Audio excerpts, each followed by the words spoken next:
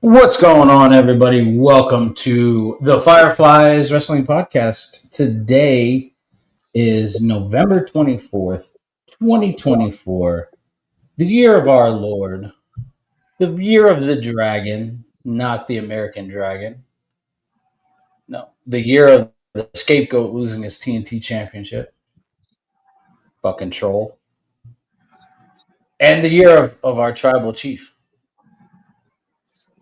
Ramon Reigns. Ramon Reigns. We got a lot to cover in this show. A lot to cover in this show. We're going to be talking about today in wrestling history, and JR is going to cover that. And we're going to talk about this stuff that's happened in the past on today's date, which apparently there's a lot. I haven't been privy to this information, but JR has all of it. And then we're going to talk about Raw. We're going to talk about NXT, and then we're going to talk about SmackDown. We got a few videos to show and some graphics.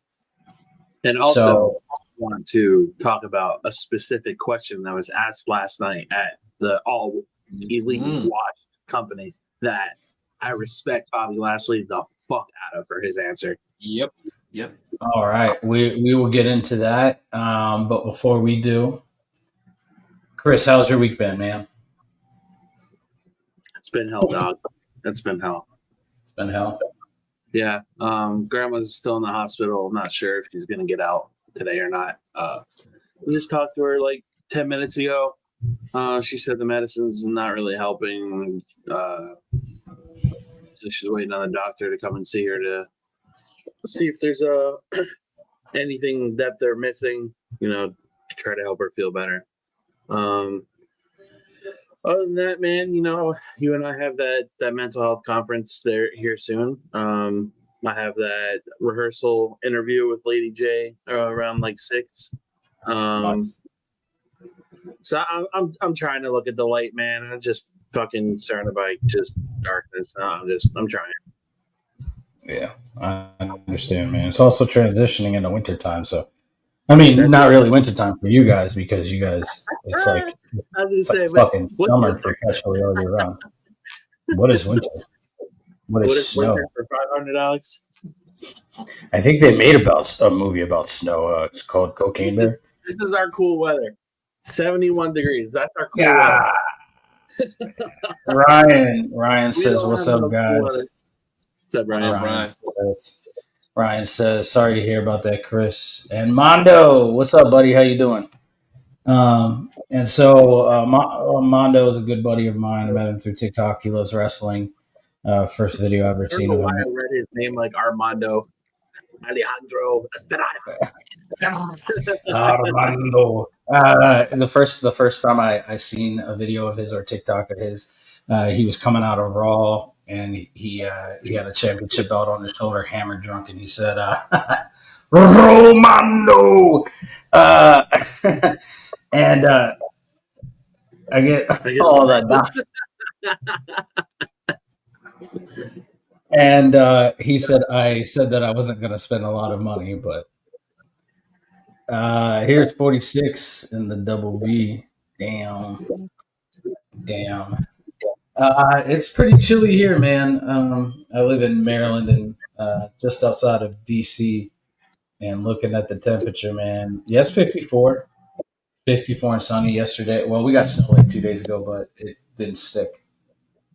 But yeah, going back to what we were talking about, Chris, it's transitioning to winter, so or less than hot for you guys, and so it's that's when some of the more serious mental health declines happen, as well as the transition into spring and summer. So it's good that you recognize that and you understand it.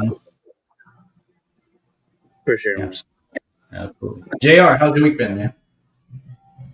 Week's been interesting. First off, prayers up to you, Chris, to your grandma. Hopefully, she pulls through. Yeah. Thank you. But week's been interesting. Did have a few days off work. Took an extra day off work sort of this week to kind of recharge the batteries a bit. Getting ready for my pre-delivery inspection this week, so got that covered. So that should be interesting to do this Thursday. But other than that, just been chilling here at the house. As I mentioned, I'm basically house sitting for the next 2 months Yeah. here, and so literally the only noise that's been happening is basically my TV and then my laptop. Other than that, yeah. It seems like we're getting to the end of the year, so a lot of us are kind of getting to that point where we're like, can we just end the year and just relax and all that? But it's like there's still a lot to do and such. So, but I'm hanging in there. Hey, I'm hanging in there. Absolutely. How are you, Sean? Ah, man, I'm doing all right. I'm doing all right. I had a long week this week, a really long week. It was just like perpetual uh, one thing after another, and um, then next week I got an appointment at the VA tomorrow, so got to drive an hour away from my VA appointment, and then Wednesday I have an appointment 2 hours away, so I got to drive 2 hours away.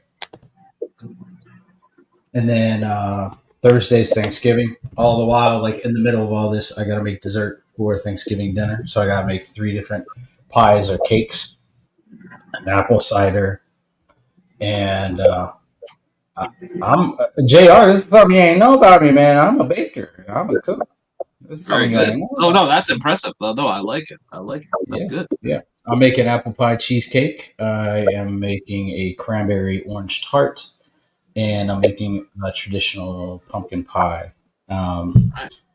Yeah. And then I'm making homemade apple cider. Friday we are driving to Nashville to spend the weekend with my daughter and my daughter's family. So I'm excited about that. Get some little time there, and then coming back and back to the grindstone. Yeah, I'm gonna go visit the Country Music Hall of Fame too. I'm excited about that. There you go. hmm I know you guys aren't big in the country, but I grew up on country. I'm okay with country. It's It okay. has to. The artist. I gotta be in the mood for it. Yeah, yeah. I No, like I like some Brent. I need loud music to drown out my head, so country's not it.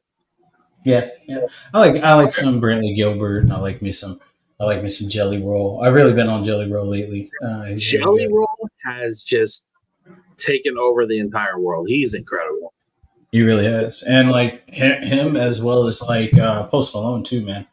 Post Post Malone, God, he's an amazing human really being. big Posty.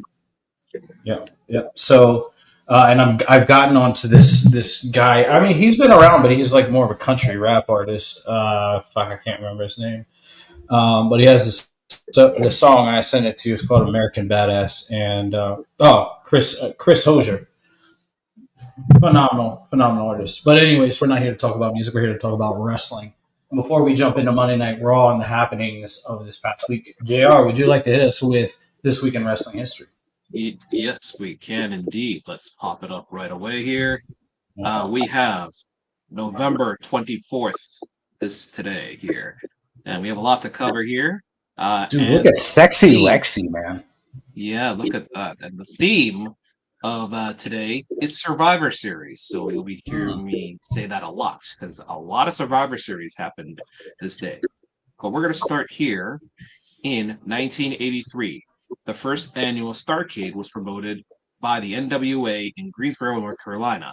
In the main event, Ric Flair, gained the NWA World Heavyweight Championship from Harley Race in a steel cage match. In the lead up to the title match, Flair had offered a bounty to put Race out of professional wrestling. This storyline was recycled 20 years later in the WWE on Raw with Triple H and Goldberg. Oh, I did not know that. Oh, wow. That's some interesting facts there. 1987, the Honky Tonk Man retained the Intercontinental title by count out against Randy Savage at a house show at Madison Square Garden. 1988, the second annual Survivor Series once again came from Richfield, Ohio. In the main event, the Mega Powers, that's Hulk Hogan and Randy Savage, pimping the team of Coco Beware, Hercules, and Hillbilly Jim, and were victorious against the opposition of the Twin Towers, which is Big Boss Man and Akeem, Ted DiBiase, Haku, and the Red Rooster. Yeah. Oh, yeah. I didn't even know the Red Rooster was a heel, but whatever. It's Red Rooster. It's a big Uh, cock. I mean, rooster. 1990, the Texas Tornado, Kerry Von Erich, retained the IC title against Mr. Perfect, and Hulk Hogan lost a one-on-one match against Earthquake by countout at a house show at Madison Square Garden. Of course, it was the count out. Fucking Yeah. Hulk Hogan. Once again, It's not gonna work for me, brother. Once again, Survivor Series 1993. This time it happened at the Boston Garden. Fun fact: it was sold out in under an hour when tickets were released in early October. Fuck. In addition to the 4 traditional tag team elimination matches, the Smoky Mountain Wrestling tag team titles were contested when the Heavenly Bodies defeated the Rock and Roll Express to capture the titles. Who was the Heavenly Bodies again? That's Tom Pritchard and some other guy, I think, if I'm not mistaken. Was it Rick Sonny? Martel? Was that? Was it Rick Martel? That was Sonny? No, I don't think it was Rick Martel. No, Rick Martel was with the Strike Force with Tito Santana. Yep. Yeah. Yep. At that time, Rick was just arrogance, Hold on, I'll find out. I'll find out who the Heavenly Bodies are. I'm looking them up. In the main event elimination match, Lex Luger and his team of All Americans, which was the Undertaker and the Steiner brothers, which technically they were, defeated the Foreign Fanatics of Ludwig Borga, Crush, and Quebecer Jacques, which is basically Jacques Rougeau, aka the Mountie, my favorite. They love that name, Ludwig. Yeah, and then Ludwig, that's right. And then it was captained by the WWF champion Yokozuna. Didn't win by countout this time. And Oh, rest in peace, Yoko. What a talent that man was. Yeah. Who was that? I Yoko? said rest in peace, Yokozuna. Oh yeah, Yoko was great. And then also on the card, the Hart family, Brett, Owen, Keith, and Bruce defeated Shawn Michaels, who was replacing Jerry the King Lawler and his Knights. If you remember, Jerry Lawler had that little kind of fiasco with, I believe, his minors or something like that, and then acquitted from it. But Shawn Michaels had to be a last-minute replacement. And it also started Owen Hart's eventual heel turn, which happened a couple months after at that Royal Rumble in '94. Can you guys hear me better? Yeah.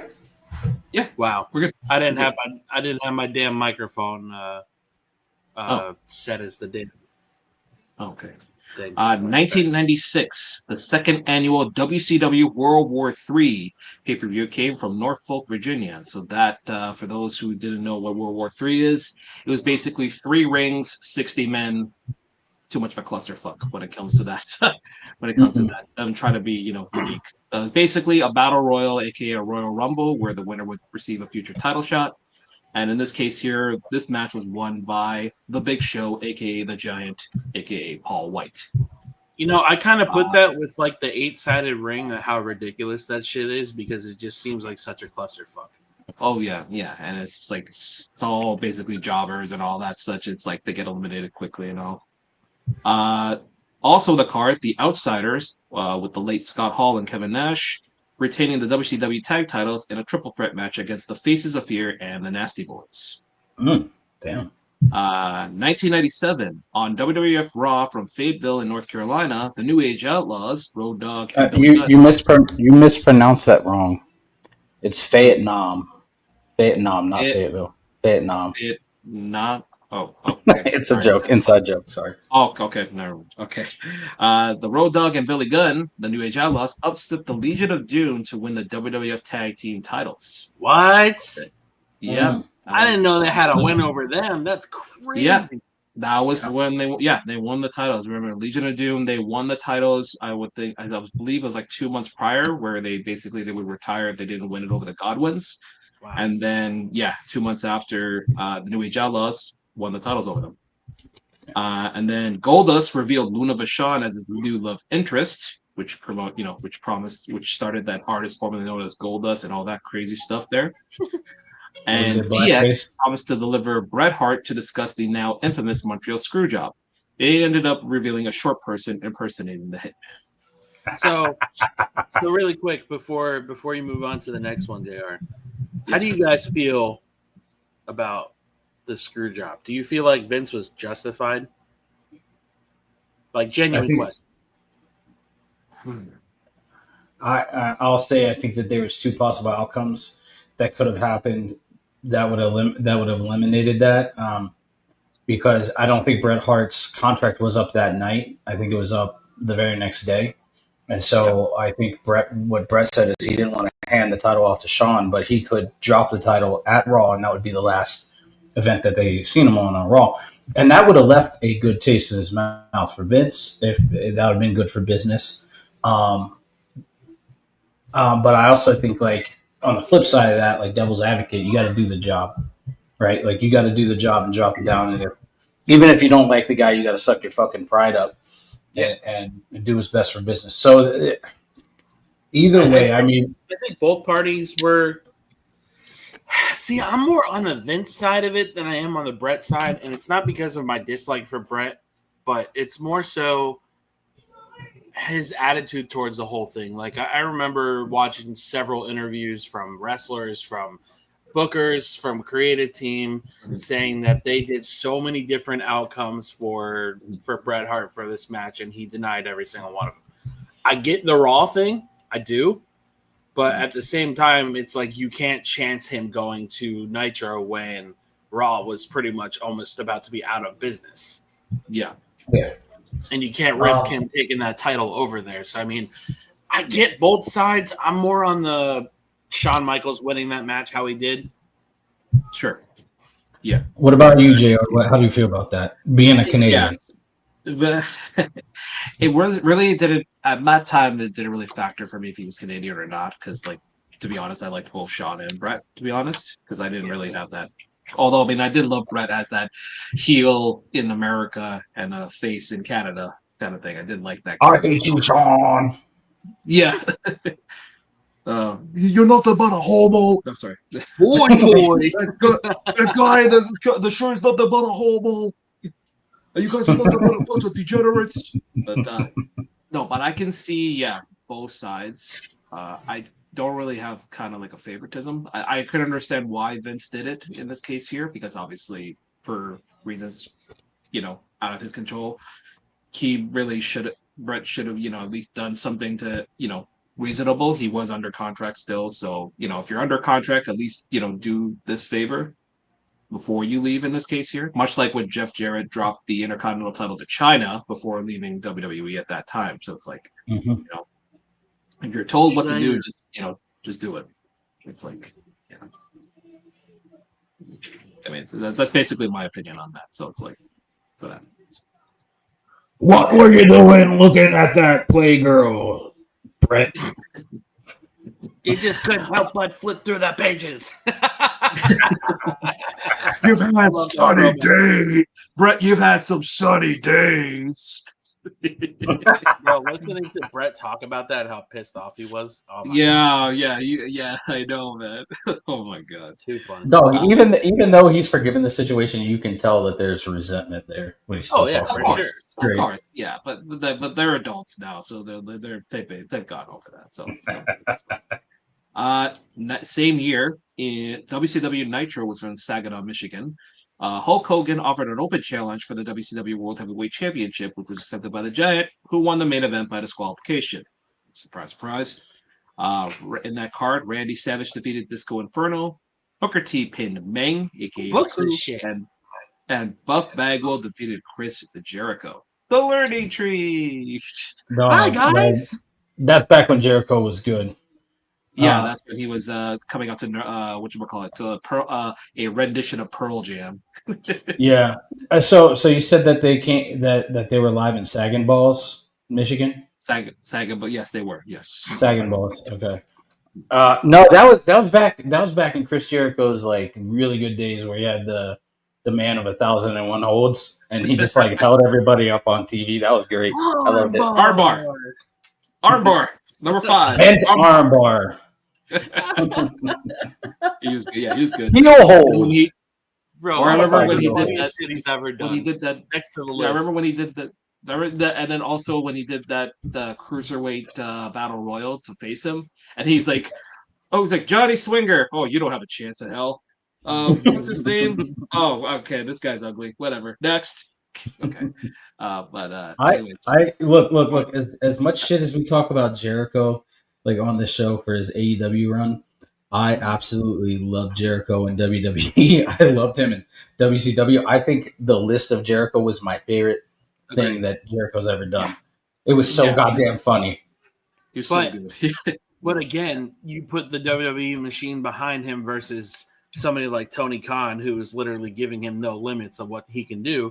Look Yeah. at all the shit that he's doing on TV, bro. Like it is literally some of the worst shit I've ever seen in my life. I know. It's like he's tainting his It's legacy. embarrassing to be. It's to like be frank. he literally could have been basically their eyes and ears when it came to like a veteran telling them, you should be doing this and doing that instead of, taking TV time and doing all that crap he's doing. Did you just say he's the taint? He's the taint. He's the taint. Okay. I digress. Go ahead. Gotcha. All right. 2003 from Salt Lake City, Utah. Chris Jericho and Shawn Michaels defeated Ric Flair and Batista in the tag team main event. And Scott Steiner and Test were victorious over Rob Van Dam in a handicapped Singapore cane match. Now, to note, this was the first Raw Roulette show in history. So that's you'll see like some weird matches here. So we also had Mark Henry beat Booker T in a Salt Lake City street fight. Trish Stratus won a bra and panties match against Jackie Gata, and Victoria defeated.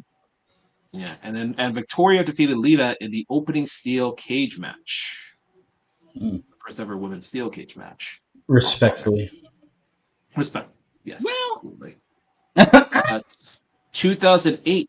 Candice Michelle, Melina, and Mickey James were victorious over Beth Phoenix, Jillian Hall, and Katie Lee Burchill in the 6-person main event on WWE Raw from Providence, Rhode Island. Also, CM Punk defeated Snitsky, who's not his fault. The Learning Tree won against Batista and Randy Orton in a triple threat match, and Rey Mysterio and Shawn Michaels were victorious over John Morrison and The Miz. Did we ever get a Shawn Michaels versus Rey Mysterio match? Yes. We did. Yeah, We did. Eddie Guerrero tribute show. That's right. I wanted to see heel Shawn, just like dastardly heel Shawn against like super babyface Ray. Yeah, take off the mask and then super kick him back. Like super kick the shit out of him. Yeah. So let me ask you guys something. Do you think the luchador losing a mask thing is overdone? Not anymore. It used to really. be super overdone. Used to be. I think Yeah. AEW beat that into the ground. Oh no. Yeah. Whatever. They did that They with did beat- what's his name? Penta. Fuego? Preston. Oh yeah. Dude, Oh, you're talking about Fuego. I can't stand that motherfucker. Who? The Rey Mysterio knockoff guy. Fuego? Oh yeah. Yeah, Fuego del Sol. Whatever. Okay. So you were talking about the mask ripped. Yeah. I think they did it No. right. The mask coming off. Oh yeah. They I did thought- that okay. like 4 times. Oh yeah, Jesus. that's what they did. Jeez. Well, they've always ruined stuff, so whatever. It's AEW. Retweet. Never mind. Okay. Same year, the TV taping of TNA Impact's Thanksgiving edition took place for the Turkey Bowl, which consisted of 3 qualifying matches where Rhino defeated Hernandez and Sanjay Dutt. Alex Shelley won against Consequences Creed, aka Xavier Woods, and Cute Kip, which was basically Billy Gunn. His real name is Kip Sop, so they used his name Kip. Such a weird ass name. He was part of, at that time, the hottest tag team, the Beautiful People of Angelina Love and Velvet Sky. Mhm. Cooley. Yep. That was he was basically their hairdresser at that time, which is weird. Sure. Yes. And Sheikh Abdul Bashir, aka Davari, victorious over the late Jimmy Rave, and one of my favorites, the Blueprint Matt Morgan. So the Turkey Bowl was basically kind of like they win a cash prize, and then the loser had to go into a turkey soup, which was very weird and all. Jesus. The tournament final was won by Rhino. So Is that kind of like when they did the Feast or Fired? no, this was No, different okay. in this case. Oh, okay. In this case, yeah. I like the Feast of Fire. Not too bad. 2009 at the SmackDown taping in Bridgeport, Connecticut, The Undertaker defeated Chris Jericho by disqualification. Batista beat Kane by countout to become the number 1 contender for the World Heavyweight Championship. And you're going to like this. John Morrison retained the Intercontinental title against Vicky Guerrero's boyfriend, Eric Escobar. So if you remember that guy, then whatever. I don't remember the Eric Escobar thing. He was right after Dolph Ziggler, and it really wasn't that good. He was like literally yeah. Never mind. When you I don't know why, but when you said that, I was thinking of Rodney Mack. I don't know why I was thinking of that. No, although he did have the personality of Rodney Mack, very plain. So the 3-minute white boy challenge. He's the goofiest looking motherfucker I've ever seen in my life. 3-minute walk on challenge. I don't remember him at all. Yeah, don't worry. He's very forgettable. So he only lasted like 2 months on TV. So. Brother, like look at this goofy ass looking motherfucker. Yeah, yeah. He's like a smaller Kali. Hey man, that's an insult to Kali. Come on. That's a insult to Kali, man. That guy was a giant. Kali's a goat. 2011 at the Smash Japan Show 23 in Tokyo, Dave Fit Finlay won the Smash title from Starbuck in the main event. Wow. Whatever. Finlay is dope. Yeah, Finlay is awesome. And his son is just as good. Yeah. 2013, yet another Survivor Series came from Boston, Massachusetts, where Randy Orton retained the WWE Championship in the main event against The Big Show, and John Cena defeated Alberto Del Rio to retain the World Heavyweight Championship. And also, CM Punk and Daniel Bryan defeated Luke Harper and Eric Rowan from the Wyatt family. I remember that. Yeah, and then also, that wasn't pointed out here, but this was also the Survivor Series where it was a classic Survivor Series tag match. It was The Shield, and I think Jack Swagger and Cesaro versus like Rey Mysterio and a bunch of I think it was like Rey Mysterio and who? I said, what the fuck is that pairing, bro? The Shield and the Real Americans. The Real Americans, versus Rey Mysterio, and I can't remember the other four, but that was the Survivor Series where Roman Reigns beat 4 out of the 5 members of Rey's team to win the match, and that established him as like a legit powerhouse that year. So, powerhouse, no Hobbs. No Hobbs. Fucking powerhouse. 2013, that same year, Chapter 10 Progress. Glory follows virtue as if it. Why is this name so long? Glory follows virtue as if it were its shadow. Came from the garage in Islington. What the hell? Okay. Anyways, where the Progress title changed hands twice. First, Mark Andrews defeated Rampage Brown, and then Jimmy Havoc and the Riots attacked Andrews after his match. Havoc had a contract which stated he could have a match of his choosing, and on this occasion, he chose a Progress title match and defeated Andrews to win the championship. Bro, Mandrews was so much fun to watch in NXT UK. Yeah, I'm so bummed they let him go. One of my favorite things. I'm not surprised because like he's like a freaking $140, so it's like Well, him and Flash Morgan Webster were really good. I like Flash, but when he got released, Flash turned into such a prick. Yeah. Oh, did he? Okay.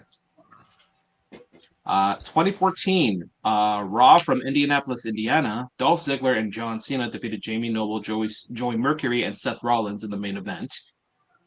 So I read this over, and there's a little error here. So it says here, Dean Ambrose picked up a disqualification win. It should say over Luke Harper, not Jeff Hardy. I don't know why it said Jeff Hardy, because Jeff Hardy was in TNA at that time. So Jeff Hardy.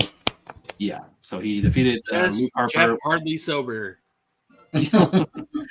Also, Brie Bella pinned AJ Lee, and The Miz and Damien Mizdow retained the WWE Tag Team Championship against Goldust and Stardust. Let's talk. Most unbearable time of WWE of all time. I loved The Miz and Mizdow. I loved it. Mizdow was great, but they fucking. I don't know what it was about the whole Sandow thing that Vince didn't like because he was super over. I think they did the Mizdow shit way too long. A little bit, yeah. It took a little. Wait, Jeff sober. Nope. I mean, maybe now. I don't know. Yeah, now because it's not in AEW anymore. Well, now because he's fucking court mandated to be sober. Oh no, he's not in AEW. He's back in TNA. No, I know. Yeah, that's what I was saying. He's not there anymore. Yeah, thank God. But I 2015 at the SmackDown taping from Indianapolis once again, Dean Ambrose won a triple threat main event against Dolph Ziggler and Tyler Breeze. Also, Paige defeated Becky Lynch by submission, and the Dudleys picked up a win by disqualification over Wyatt family members Braun Strowman and Eric Rowan. What is it with these DQ finishes? Yeah, I know. It was a weird. SmackDown People was say very that Triple weird. H's booking's a problem. Yeah, That's some good shit. Yeah, SmackDown like 2014, but before the brand split, was very shitty, in my opinion. That was right before SmackDown Live, right? Yeah, before they did SmackDown Live, and then 2016 when they had 2016 with that SmackDown Live roster, still one of the best rosters to date, in my opinion. Some of the best booking ever. Yeah, that SmackDown was legit, man. 2016 at IWA MS Blood Feast in Clarksville, Indiana, Tracy Smothers retained the IWA MS Heavyweight title against Chris Hero and Derek Neal. Larry D and Mitch Who's Ryder. Smothers again? Tracy Smothers. He's a famous trainer for Indianapolis. He didn't for WWE or something. Yeah, he didn't. He wrestled in WWE, but he didn't really like do anything. Yeah, noteworthy. So I think his name was away in 2020. Yeah, and I think his name was. I can't believe I'm actually saying this. If you look it up, I think his name in WWE was Freddie Joe Floyd, if I'm not mistaken. Not George. Not George. Not George. No. Against Chris Hero, Derek Neal, Larry D, and Mitch Ryder were victorious. And Derek Neal, Larry D, and Mitch Ryder were victorious over J.C. Rotten, John Wayne Murdoch, and Nick Depp in the dog collar 6-man tag team main event. Okay, this sounds like a very That sounded like a clusterfuck. 2019, the NXT roster part. That's very clusterfuck. Yeah, indeed. 2019, the NXT roster was part of the interpromotional brand battles at the WWE Survivor Series in Chicago, featuring the likes of Bianca Belair, Rhea Ripley, Matt Riddle, Tommaso Ciampa, and Keith Lee. They were involved in the traditional tag team elimination matches as well as the single and triple threat matches. The NXT Championship was defended successfully by Adam Cole against Pete Dunne. Roderick Strong was victorious in a triple threat match involving AJ Styles and Shinsuke Nakamura. I can't believe that happened, but anyways. And also The Fiend retained the Universal Championship against Daniel Bryan. And Brock Lesnar was victorious over Rey Mysterio in a no disqualification match for the WWE Championship. Another match that never happened. Where he pulled Dom over the barrier. Yeah. You can beat the crap out of him. You beat the dog shit out of Dom. Poor Yeah, Dom. you ragdoll them. It's like, welcome to WWE, bitch. Oh my god. That's how Dirty Dom got his name. Can I just make one like really specific gripe about that fucking Survivor Series match? Sure. They fucked over Walter so hard. I was so scared for him to get called up. All right. Yeah, that's right. He was the first one eliminated. Bro, he chopped Braun Strowman and then trembled in fear after he did that. Yeah. But it's okay. They recovered, so he's all right. No worries about that. And then, of course, Roman Reigns beat Keith Lee too. Wait, you mean to say that poor Walter didn't age well? That's right, exactly. And then in the women's side, the survivors were Candice LeRae, Io, and Rhea over for forehead over there. You know, yeah. 2019 Progress Chapter 90. Yes, Bachabanks. Once again, 2019 Progress Chapter 98. May I play devil's advocate for a minute? Came from the Electric Ballroom in London, where Eddie Dennis and Mark Andrews defeated Connor Mills and the OGMO. I don't know what the heck that is. Travis Banks defeated TK Cooper and Jordan Devlin and Scotty Davis. So Jordan Devlin is Janie McDonough, for those who don't know. Retained the Progress Tag Team titles against Danny Burch and Oni Lorcan in the main event. Bro, there's two mega L's in that match. Eddie Dennis, they seem could never recover that man from that injury. And then Travis Banks being an abuser. Dumbass. Yeah, I know. He did it to himself on that one. Yep. 2019, Michael Oku was victorious over Pac, Robbie Eagles, and El Fantasmo in a four-way elimination match to win the Rev Pro British J Cup at York Hall in London.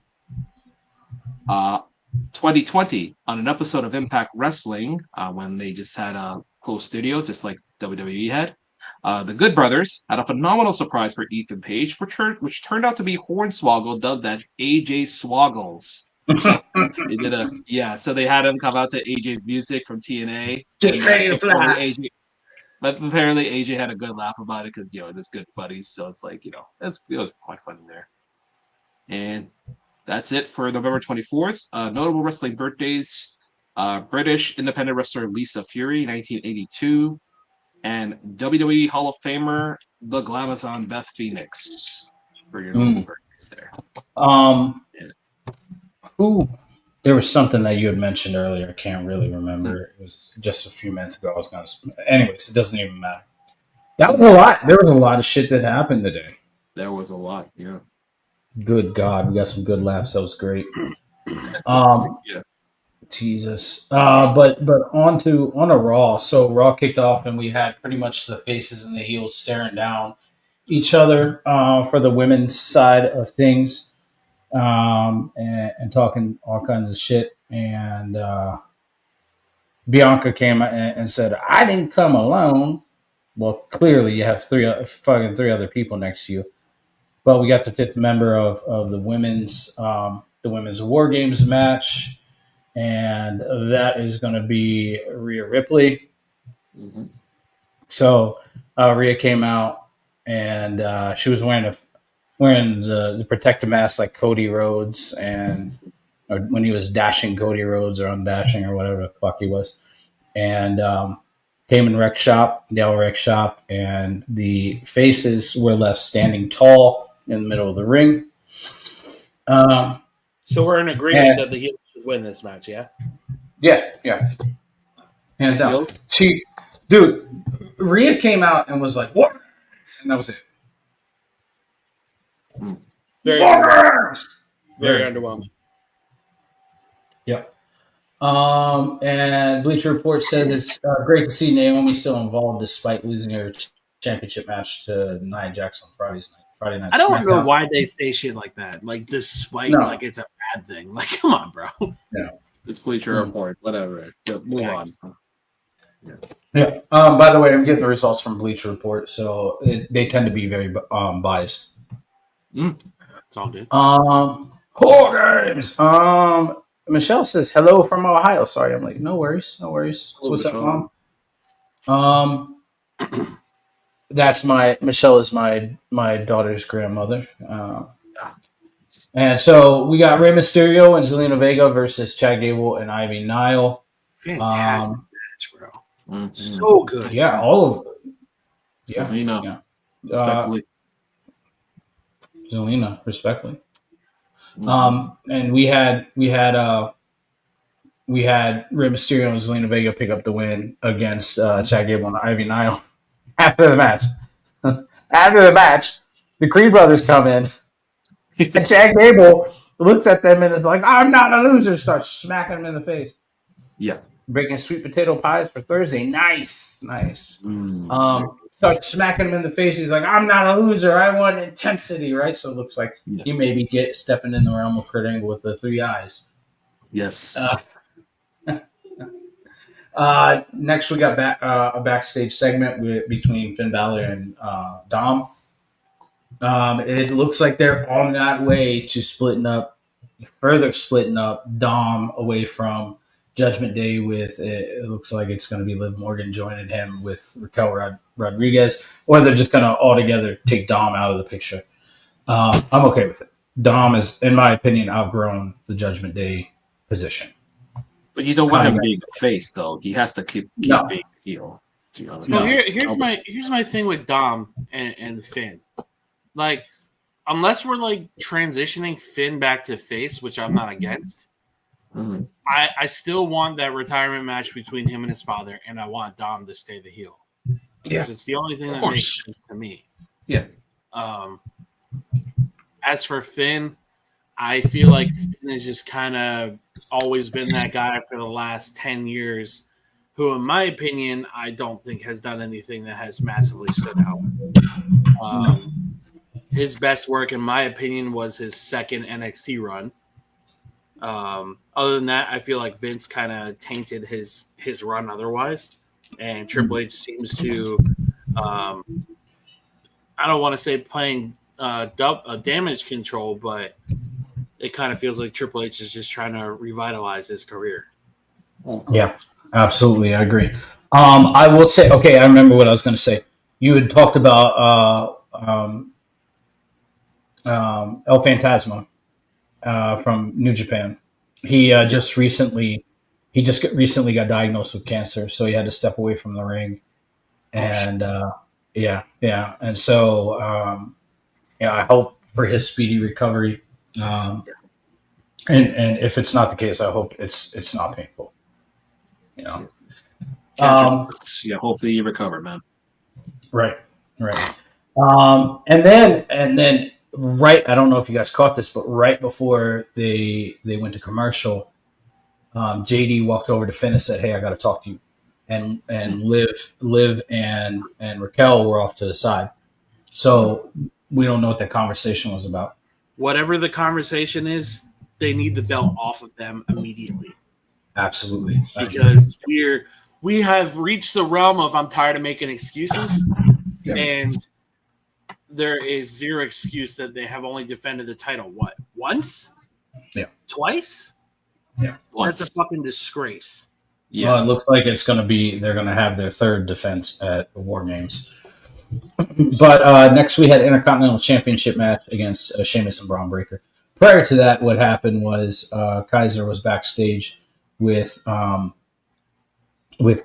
and Gunther was pretty much said, "Hey, I want you to be your own man. Like, I don't need you to talk for me. You go be your own man. Have your own, your own successes." So we had this match between Sheamus and Braun Breaker, and god damn it, that match was heavy hitting, beautiful match. Unholy piss out of each other. They really did. Yeah, and so the match was closing out. It looked like Sheamus was going to pick up the victory, and Kaiser came and attacked both Braun Breaker and Sheamus.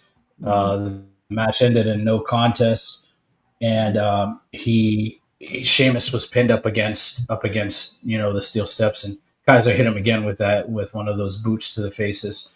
Right as he did that, he said, "I told you I'm not going to stop until you're gone for good." So it looks like Ludwig is on a headhunting mission. No pun intended. Yep. So it looks like we may get a triple threat for the Intercontinental Championship, which I'm not against. Nope. Our next segment is going to be a video package, or not a video. Well, it's a video package, but we haven't done one of these in a few weeks, and I feel like it's very important to show it. So we're going to go ahead and show it. And let's see here. Yeah. All right. And we got the Bo Dallas segment from Raw. We're going to go ahead and play it.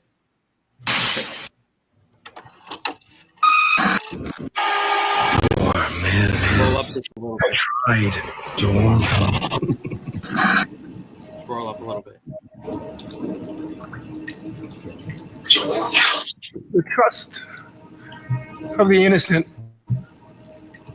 is a liar's most useful tool. We offered you salvation, freedom from the pit.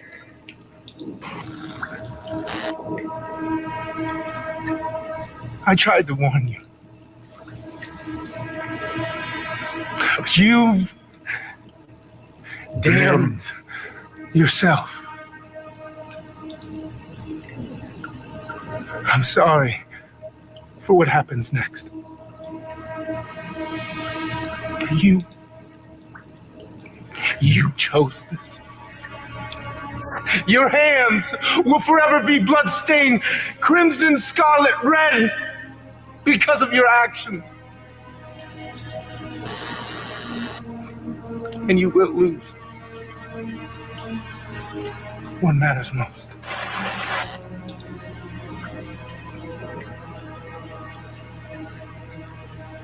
I never wanted this.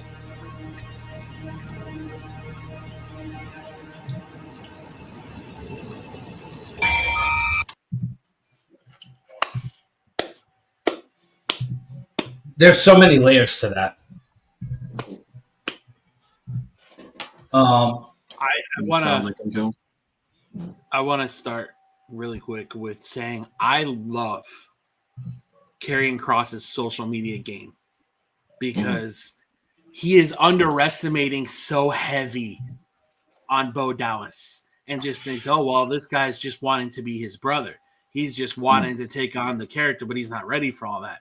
And this promo, I think, is one of the best delivered promos that Bo has ever done next to the transition into Uncle Howdy, because that promo segment still rocks me to this day when he was talking about Bray's passing. I really wish Triple H would kind of let them have some microphone time in the ring with each other. But I think these online promos, these backstage segments are incredible. Absolutely. JR, what you got to say about that? Pretty much everything that Chris said. Carrion's just really selling the story well, and we're all intrigued by it right now. And if this is a way for both parties to look good at the end, I think we're hitting something here at this point, especially heading into the new year where we need to establish, a new evil threat in WWE, because we can't really do this bloodline thing too long now. We need to establish a second mega heel faction, because I think at this point here now, Judgment Day is running its course. It's in this decline. And now you need to get something on the rise here. You need to have another new mega heel faction that will be established. Even if they don't win the rivalry, in this case here with the Wyatt family, at least now they're a legit threat. And that in the coming months that, they'll be going after everything. And then we'll be like, okay, they were right to keep, giving Karrion the time and energy, so that way we know that we're giving him attention and we know that he's going to be a legit star. So, bro, and also heavy shout out to the Miz too. Like the Miz in that promo with Cross was phenomenal. Yeah, I mean, it's the Miz, of course. I mean, the Miz is just the Miz. He's just outstanding, man. What a guy.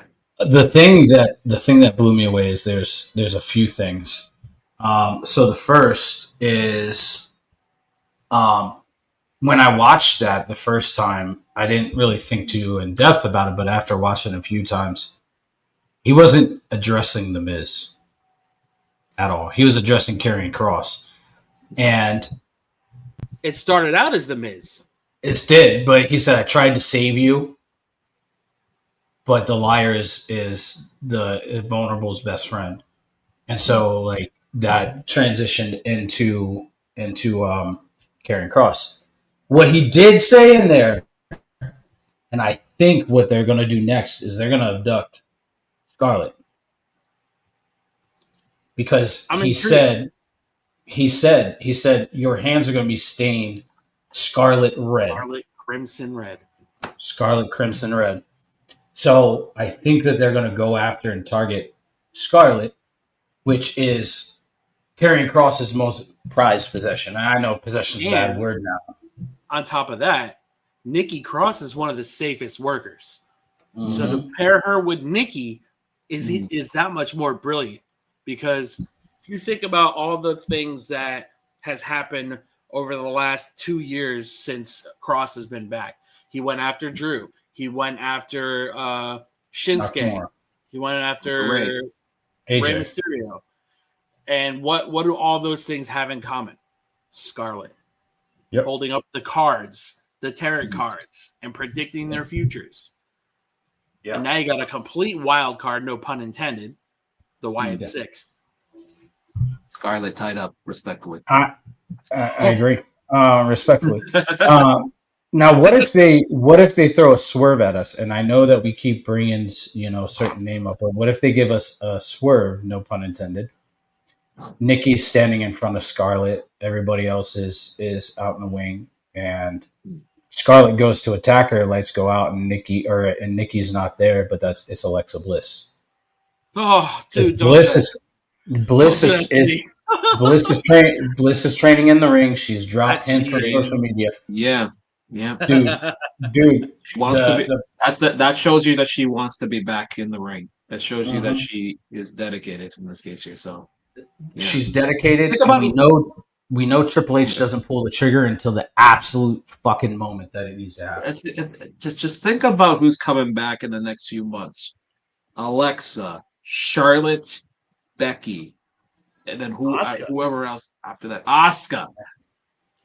Those are 4 Hall of Famers, 4 legit stars. It's just like, oh my god, Yeah, this is just insane how deep our absolutely. roster And is.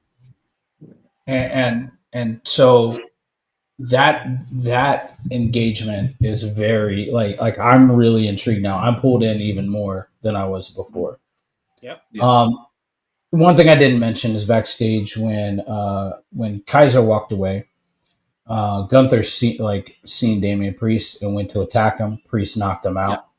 That And, segment pissed me off. I'm not gonna lie Yeah, to you. yeah. Yeah. And he said you might be the general in the ring, but I'm the king of the streets. That's Yeah. dumb. Like, dude, So it is like they're trying to make Priest relatable to everybody, but what it's doing is making Priest look like a dumbass, in my opinion. So I the streets thing is weird to me because it's like I get it.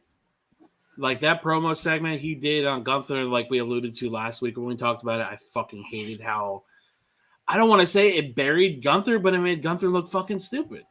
Yeah. And I understand he's in this, he's doubting himself because he lost to Cody Rhodes whole thing, and I understand, but at the same time, it's just kind of like I said it before, man. I'm not with Damian Priest being in this feud, and I get it's a filler, but I'm not with it at all.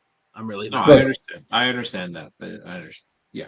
I agree. I agree with that, and I know that like Priest was a filler for Gunther, but I don't like the direction. I would much rather see them feed Gunther with Dumb. and Fuck's no sake. no enhancement talent like leading up into the pay per view to like build up his confidence, right? Where he beats the dog shit out of him and then puts a mask of Damian Priest over the top of his face. So the only problem I have with that is that's kind of like what AEW tried doing with Wardlow when they lost his momentum 3 times, is bringing in enhancement talent. And not that I'm against the local talent thing, because it's a great formula to get over monsters, but at the same time, I also feel like with somebody like Gunther, you don't put enhancement talent in the ring with him. You just he's a special attraction. You know what I mean? And Yeah. I would have much rather seen him have Dom, a coward heel who almost wins, opposed to somebody like Damian Priest, who literally just had a fucking title shot, or literally just got off of his title run. And I get it's the rematch or whatever, but they're just not selling me enough on it.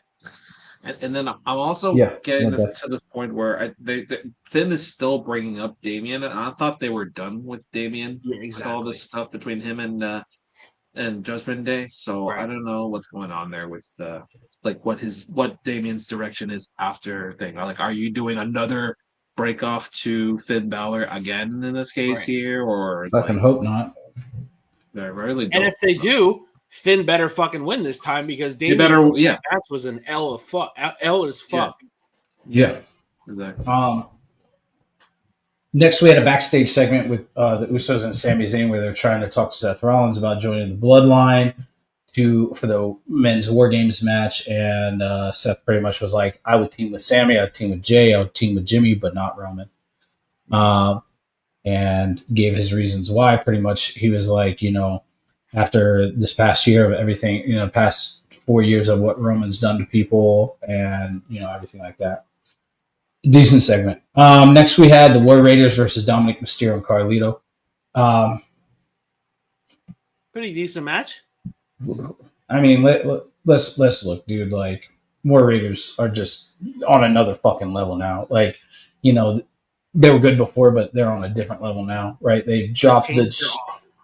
I love the Viking stuff. Obviously, I'm Norse pagan myself. But to me, that was a little bit gimmicky, like super gimmicky, and they're trying to step away from the gimmicks, right? And I like how they just dropped that whole thing. That, like, they're just coming out as themselves, beating the dog shit out of each other. and leaving. So I can't wait to see this match with Judgment Day. I really hope that War Raiders pick up the dub over Judgment Day. Mm. Next we got a video package of Dakota Kai, and pretty much talking about how she wanted to return or be a champion since returning from her injury. Yeah, Eat a burger. Yeah, eat a burger. Next, we had Bronson Reed versus Seth Rollins. Dude, this solidifies. Hold on. They're finally getting a push, and that's nice to see you. This solidified that Bronson Reed is just a goddamn animal. Facts. Mm-hmm. Jesus Christ! If you didn't believe in Bronson Reed before, this match will put And it here's on. the thing about Bronson, man. You couldn't make him without Seth Rollins. Mm-hmm. Seth Rollins made that man. Mm-hmm. There was no way for Bronson to do what he did to Roman confidently without Seth Rollins. Period. Yeah. And the match, we seen the match finish where it looked like Seth was gonna stomp Bronson Reed again, and then we seen the Bloodline come out, cause a distraction, which caused the OG Bloodline to come out and attack minus Roman, and Bronson picked up the win via splash. Dude, that match was so back and forth, man, and I loved it, and I love a really good match, really good storytelling match, but that match was so back and forth, and it was awesome to watch how Bronson Reed was trying to hit that fucking Emerald or whatever, the Death Valley driver, he was trying. Seth kept countering. Seth was trying to hit the pedigree. And then finally he got it, and everybody thought it was over, and it wasn't. It's never over because Seth is doing the fucking pedigree. Let's be real here. And then Seth hitting the two stomps and Bronson Reed kicking out. Bronson hitting him with the fucking splash, and then Seth kicking out. Seth hitting him with the frog splash, and Bronson kicking out. All right, this match was so good, but there were aside from the one splash from Bronson, there was and the stomps from Seth. There were no massive finishing kickouts. Right? It's not false finish city like AEW does. This was a classic match. So we got some other interactions I didn't mention is there's backstage confrontation between Alpha Academy and Kofi and Xavier.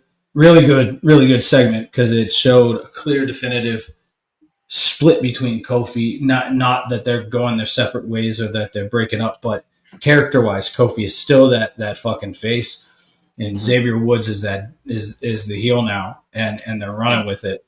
And Woods insulted the dog shit out of everybody in Alpha Academy. He did. And it looks like there's going to be a match between the two teams on Monday. Raw, in my opinion, was really good. There's some moments, but overall, it was pretty good. Very solid. Yeah. All right, on to NXT, you guys. And I will step out so you guys can talk about it. We'll talk about it. So let's talk about that first match. That first match was fucking incredible. Yeah. Nathan Frazier and Eddie Thorpe, man, my God, what a match! That was high flying. That was exciting. If I'm not mistaken, isn't that the first time they actually let Eddie Thorpe just go? Yeah, because they barely gave him over 5-minute match. Well, except for the underground match with old Dijak there, but otherwise, yeah, they let him go. It's a very, very good match. I was very happy with that match. Mm-hmm. So after that, we had the Andre Chase promo talking about the Chase U history. It's just this whole Chase U fucking Ridge Holland thing. We'll get to that when we get to it, but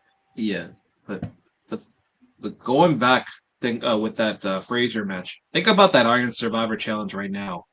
Who's in it right now so far? But now think about, I keep telling you who that other person is going to be. If that other person that I think is going to be in that match. Who was the other person again? Oba. Oba, right. If I feel he's gonna be in that match, watch him. He's gonna go run over everyone to a certain point where it's like, okay, What if I'm gonna nobody dominate. else gets pins but him? Yeah, that's what I was thinking. It's like Yeah. in he comes out last. Everyone starts to come at him because they know he's a monster, but then he basically says, "Okay, you're in for 2 minutes. You're in for 2 minutes. You're in for 2 minutes." Because you're in in for 2 minutes." hindsight, it doesn't hurt anybody who's in that match right now. No, because like Frazier they're still all has the title. yeah. Frazier still has a title because Frazier. We know Frazier ain't gonna win it. He's just there for the match. There, we know Wesley is already established in this case here. We know Javon is still. You can do anything with him in this case here. Whoever else they add in that matchup there, it's just like it's crazy. I'm curious to see what the plan is for Wesley because I feel like ever since the Zachary stuff, he's been severely backburnered. And I'm wondering if it's like maybe he asked for some time off or just kind of like giving him a rest. I mean, I kind of don't like seeing him sit on the back burner and take L's. Well, I mean, he did get the win over thing, but well, I mean, we'll see. Yeah. We'll see what happens in the coming weeks here. But then we had Kalani Jordan saying that she wants to battle Julia in the Iron Survivor qualifying match. Yeah. Then we had a really good Julia promo. I actually love that promo a lot. It makes 100% sense. Her promo makes 100% sense. Yeah. Then our second match, we had women's Iron Survivor Challenge qualifying match. In other words, we had the cakery match. There was so much ass in that ring. Call Billy Gunn and Mr. Assman come back. I think this is one of the best women's matches on TV I've seen in a very long time. Not since Roxanne versus Thea. Yes. That title match. Yes.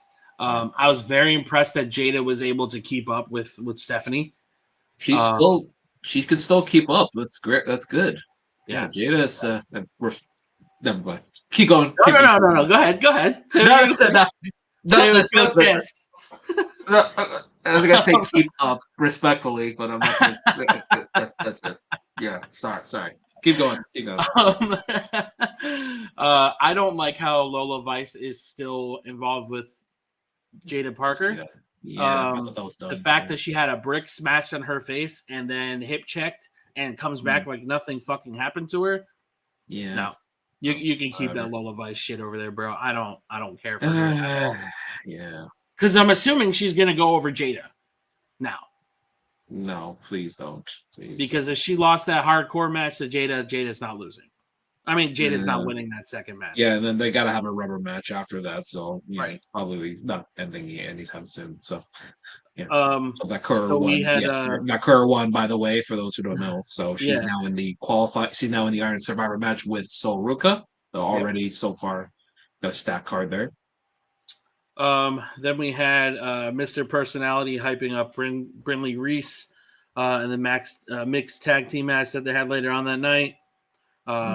Roxanne bragging about her vacation time and Sol Ruka basically saying that she's going to see her at Deadline. Yeah. Then we had Tony D'Angelo versus Brooks Jensen. I actually enjoyed this match for what it was. Yeah. I'm wondering what the end goal is here for Brooks because it doesn't seem like they're really taking him serious. I don't know. Now. Yeah, for now, in this case here. Yeah, remember he's got the voice of Sean Spears, speaking to him, which is, I've been a big fan of his work since he returned because he's basically, trying to tell the truth. He's almost like a kind of like a Karrion Kross kind of story character, but he's more psycho. Well, not really more psycho than Karrion, but he's got a more psycho vibe compared to Karrion in this case here. So, but it's enjoyable for me to see that. And of course, Tony D won that match. Mm-hmm. So I kind of want to throw this out there about Tony D. I don't dislike him in any capacity. I just feel like he's outgrown that roster. Yeah. His placement on the card feels very strange to me. And him having a mid-card title is still really weird to me too. Um, I think it's time that Luca gets that push. Same with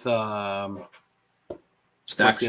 Same with Stacks. Yeah, put him in the tag team together. Go for tag team titles. Well, I mean, they are technically in that tag division. If you remember during that match with Fraser and Thorpe, there he was like part of that particular fiasco there. So yeah. So we had Tony D'Angelo win, of course. Then we had Lexus King, the King himself, talking about how he's not his father. He's not the unhinged version of his father, yada, yada.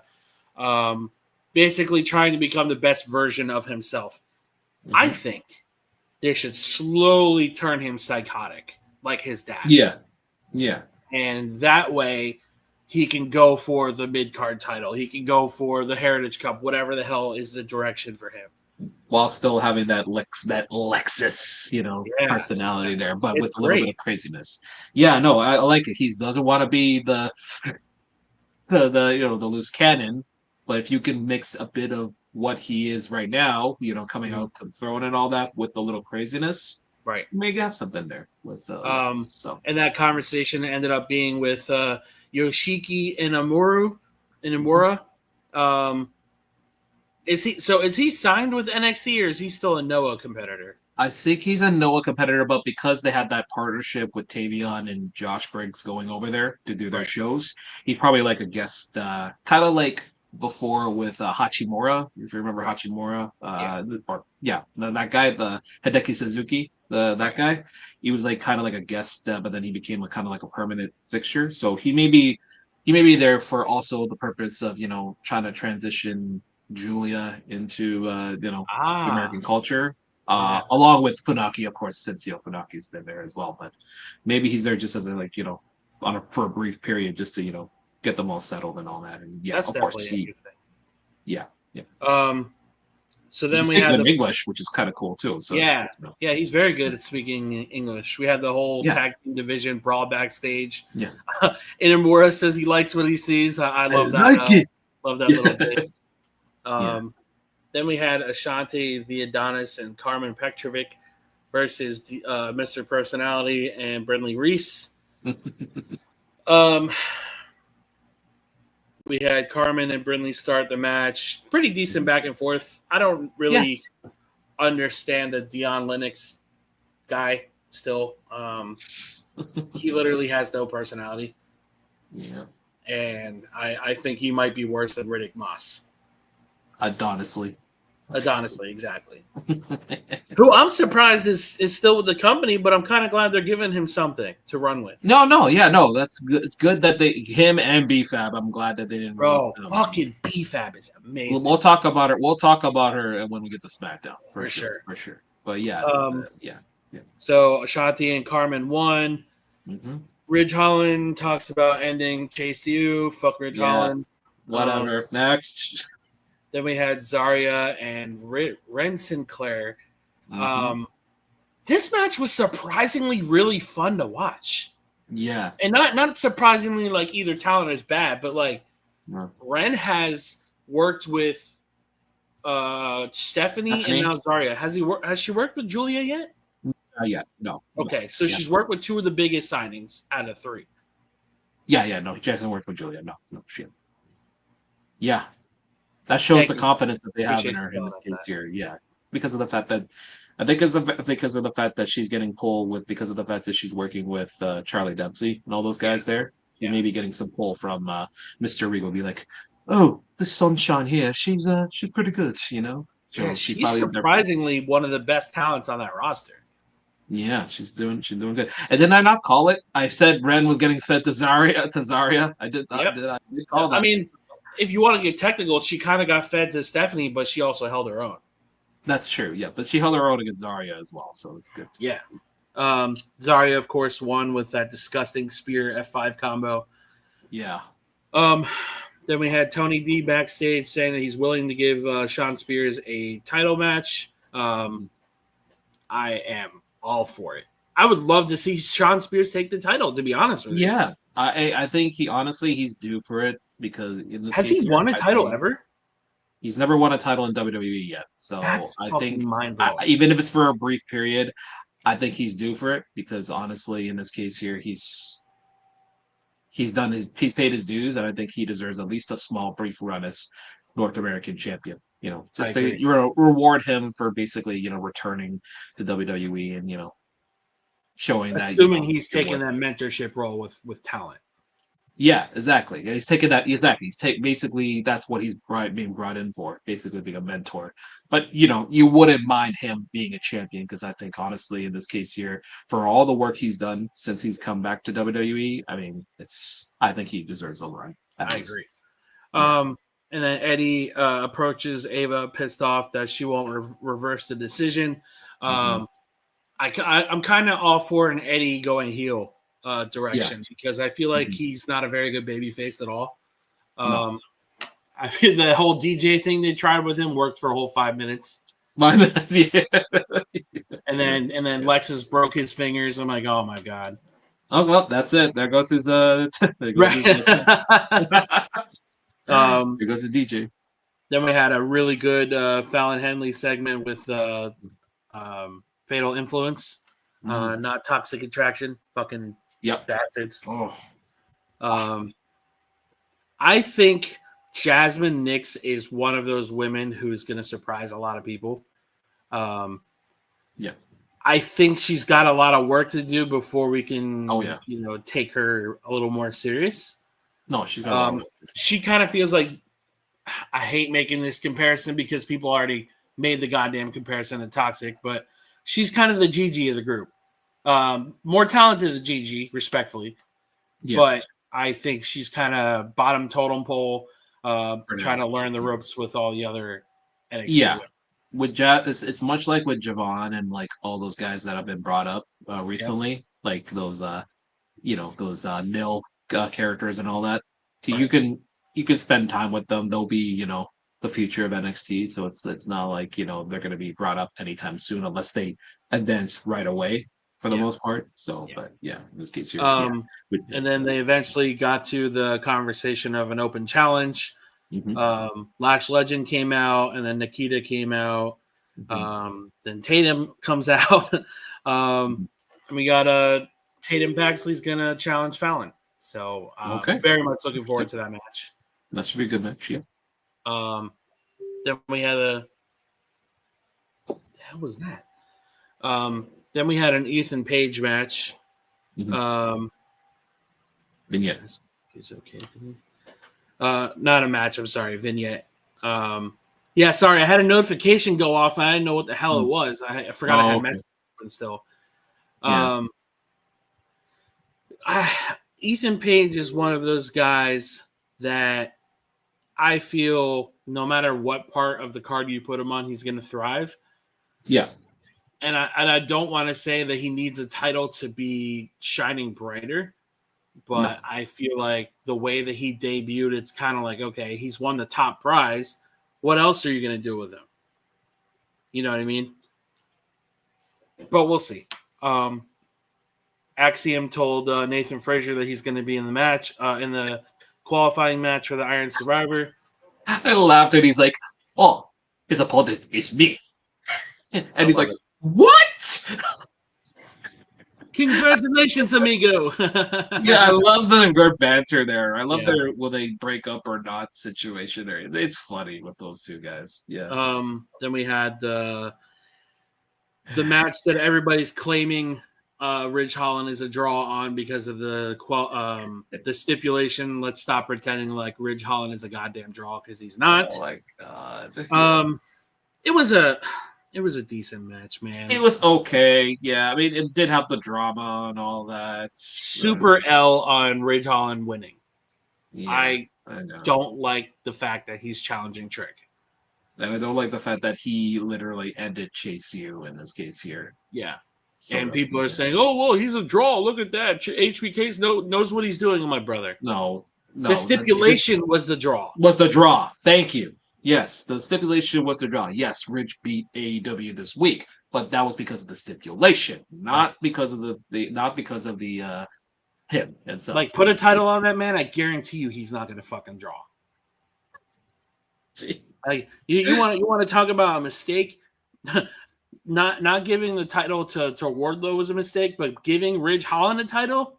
Oh, Big please don't. No, Big no. mistake. Like, hey, look, I know you're thinking that, but look. I look at it this way. As I said, what's the F word that I say all the time? Go on. Filler.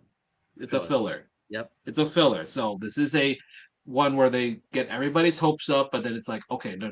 At deadline, he's going to lose to Trick, and then Trick will have to worry about Oba or some other mega heel at some I think point. Oba is the most sensible pick to be the Yeah, next challenger. To be honest, To dethrone the Trick, absolutely. In this case here, and you don't who do else do you have? Yeah, because you don't do the deadline. Because if they win, usually with the Iron Survivor match, they have their match right after, like they have it at New Year's, or whatever.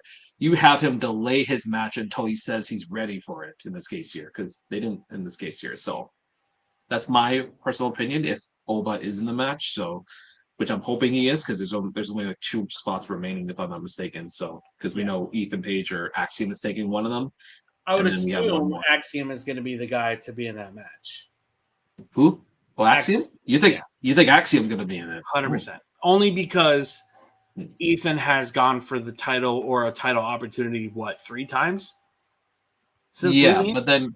but then you have 3. Then you have 3 faces and 1 heel in Wesley. That's true. You need, but that goes with the Oba destroying everybody thing. That's kind of true. Because if you have Ethan Page in there, Oba destroying Ethan Page hurts that Ethan Page. would be a mistake. Yeah, that would be a mistake. You're right. Why not have all the little guys who are upper mid card guys get annihilated by Oba. the big mid card guy? Yeah. Now one of those little fucks can take him out. Yeah, no one's gonna take out Oba. I mean? No. Yeah, no, exactly. So, oh man. And what if? So here's something that I was just thinking of, only because Roman did it with Edge and Daniel Bryan. What if he stacks the other competitors on top of each other? That would be the biggest. Oh my god, bro! That'd be the biggest F. That would be the biggest FU to all the people who are like, oh, small guys, we like the small guys. Like, no. It's all about being big and intimidating always. Yeah. But that would be interesting though. Stacking all 4 of them together. All fucking 4 of them on top of each other, dog. And then, but he doesn't even pin them like properly. He just goes like foot, this. One hand, like he goes 1 power bomb, right? Another power bomb, right? And then he just said, "Don't count." Another power bomb, another power bomb. So good, so good. Like this, yeah. Hey, we got something there. But yeah, I mean NXT outdrew AEW again. Yep. AEW had their worst go home show of all time according to the IWC, so it feels bad chat. Before we get into SmackDown, I want to talk about something that was asked at the Full Gear media scrum really quick. Sure. Let's do that. So Bobby Lashley defeated Swerve to the surprise of nobody. The Hurt dominated Swerve. Let's be. Yeah. Well, I didn't watch that. I don't waste my time for that shit. So the Hurt Syndicate came out at the media scrum and was taking on questions. Wrestling Observer got shut down by MVP, and that was fucking amazing. So shout out to MVP for that. Well, what happened there? So I guess one of the Wrestling Observer guys were going to ask a question, and he abbreviated the website because nobody refers to them as that abbreviation. So he's like, what's that? Like, I've never heard of that site before. And then Tony says, oh, that's Wrestling Observer. He's like, oh, we don't answer questions from those dorks. But here's the fucking L on that. Tony answered the fucking question. Of course. Because of course he did. Of course he did. Then Kate from Fightful decided to ask MVP or Bobby Lashley, saying, oh, well, you guys are the Hurt Syndicate coming here dominating, looking for gold. How does it feel to be in a company with other black champions and defeating a former black champion? And he's like, see, I don't like that question. He's like, well, it's just champion. They can be black, they can be white, they can be Asian, they can be a Latin champion. It's just champion. We have normalized the word champion. Don't put black in front of champion. It's just champion. I will never disregard Bobby ever because he had a great run with WWE, and in his return, he's doing great. So Yeah. that I don't dislike my Bobby. respect for him. It's MVP. I don't care about. I'm not. Yeah, Not a fan. Yeah. but yeah, why I don't know why she would ask race that. baiting shit that he's doing. They're just a stupid idiot. They're just stupid idiots there, or whatever. It's all But yeah, You just made the list. huh? You just made the list. Exactly. He did make the list. But super respect to Bobby for that answer. The one and only shout out I'll ever give MVP for shutting down Wrestling Observer, but huge L on Tony Khan answering the question anyway. Yeah, we'll see what they do with the Herd Syndicate if they finally put a title on Shelton Benjamin and see if they have Bobby Lashley run through the roster because I said it before, man. You're gonna have that man bump for a small guy. It's over. They already made Bobby look like a dumbass at the Go Home show for Full Gear. So, Oh my god. No, I didn't watch the show at all, but I was catching up online, and so a lot of from what I was seeing, a lot of the pages that I follow, like 343 or 434, and some of these other ones were like Bobby just decimated Swerve, which makes Swerve look like garbage. I mean, Swerve is garbage. His most touted matches are death matches. Yeah. Where's the validity? Where is the validity in star power? There is none. You're not wrong. And here's the problem with AEW. So okay, he runs through Swerve, right? What are you gonna have him do with fucking Dean Ambrose? You gonna turn it into what Dean Ambrose and Brock Lesnar should have been according to Ambrose? Oh my god. No. Dog, honestly, problem. man. Honestly, like, if you want to make Bobby a threat, like, and I know, like, the names I'm about to say are not really, like, threat worthy because the dudes haven't done shit lately, but Hobbs. Have him run through Hobbs. Have him run through fucking Samoa Joe. Have him run through goddamn Wardlow if Wardlow ever comes back. The big guys. Lance Archer. All those guys. Everybody Just I very agree with you Wardlow even with further. except for Hobbs and Wardlow. Because Hobbs just came back. You Don't have Lashley. no. Wardlow, Later on, I can see Wardlow, I guess, but I don't know. Wardlow's still dealing with that leg injury. Who knows? yeah. But again, like I said, look at that entire fucking roster. Even the former AEW or WWE guys. Who is a valid threat to Bobby Lashley? Miro. That doesn't do death matches. Miro. Nobody. I would say Miro. But Miro asked for his release. Miro doesn't want to be there. Yeah. He didn't get a job for Bobby. Mm-hmm. Again, he doesn't want a job for him again. Yeah, exactly. Yeah, very true. All right, so let's go on. Like it's just kind of somebody like Bobby going to AEW versus something like TNA. I just does nothing for me. Let him steal a paycheck from Tony, and then whatever. It's fine. Yeah. There was something I seen online recently that involved Mox, and not in a bad terms, but I think he's starting to realize like the bullshit that's happening in AEW. Is I read online that he's not happy with this creative direction that Tony's putting him in, and even comparing it to when they were doing the Devil storyline with the Devil reveal. Like it's killing AEW. And as much as like I don't like AEW, I don't want to see it go under. I don't wish anybody's misfortune. You know what I mean? Like I don't want anybody out of a job except for I don't want to see it go under, man. But I want to see Tony Khan get fucking humbled in the worst way. I really fucking do, because we're at a point where the first 4 years of AEW were anti Vince McMahon, rightfully so. Vince is a piece of shit. But every other promo was Vince McMahon. Every other promo was WWE. Every other promo was Kinetic. Now that he's not there, they have nothing. Yep. No. So you got dumbasses like Kate from Fightful who race bait because Triple H is a hot conversation for the race conversation for some reason. Yeah, it's dumb. It's fucking stupid. I want AEW to be what they promised to be, and I said this to somebody online. When they were like, "Oh, AEW is so much better than WWE," and I was like, "Ratings. One, ratings are saying otherwise." I was like, two, they presented themselves as an alternative. When you present yourself as something other than or less than, then you're never going to be fucking better than your competition. And Tony Khan sees it as competition where Triple H doesn't, right? And then they come up with the argument of, oh, you got a company around for 40 years versus one that's 5. Yeah, but when you're presenting yourself as an alternative, you've already put yourself in the conversation of being of equal caliber or greater, but you're not, and you've already, you're touting yourself as second best, which should not be it. So, and there's two problems with AEW, and it's not AEW, it's Dave Meltzer, and it's the fans. Yep. And anybody who says otherwise is lying through their teeth. And I hate that they keep bringing up this 40-year or whatever, excuses like, oh, you've been there 40 years.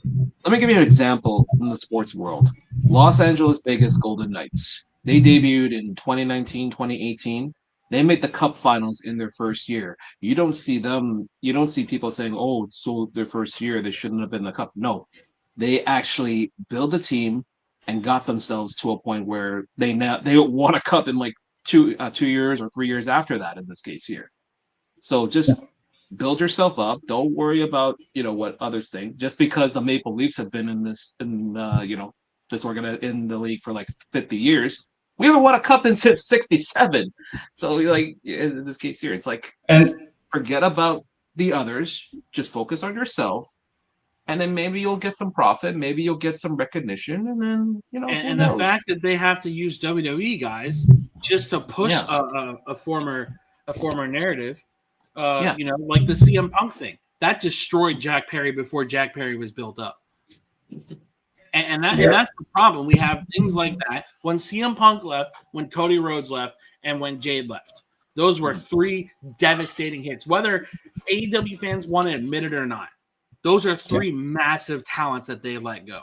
You can say what you want about Jade's in-ring work, but the fact that she left, Punk got himself fired, and Cody left on his own accord speaks volumes. And nobody wants to fucking see any of the problems that are going on in that company. And you think about recently, most of the talent that have been released by WWE, where did they go? Okay, where did they go to? They went to TNA. Like Nick Nemeth went to TNA.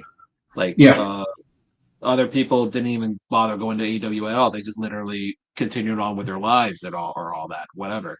So it's like, yeah, absolutely, and you got guys that are dying to be on the show that are young talent, right? Like not necessarily young in age, but young talent. We got Ricky Starks, and I don't know if you've seen his GCW promo that he just did. I did see that. But if you haven't, for whoever's watching, whoever's gonna watch, if you want to see a phenomenal fucking promo from somebody that wants to be in the ring and not sit at home, watch it.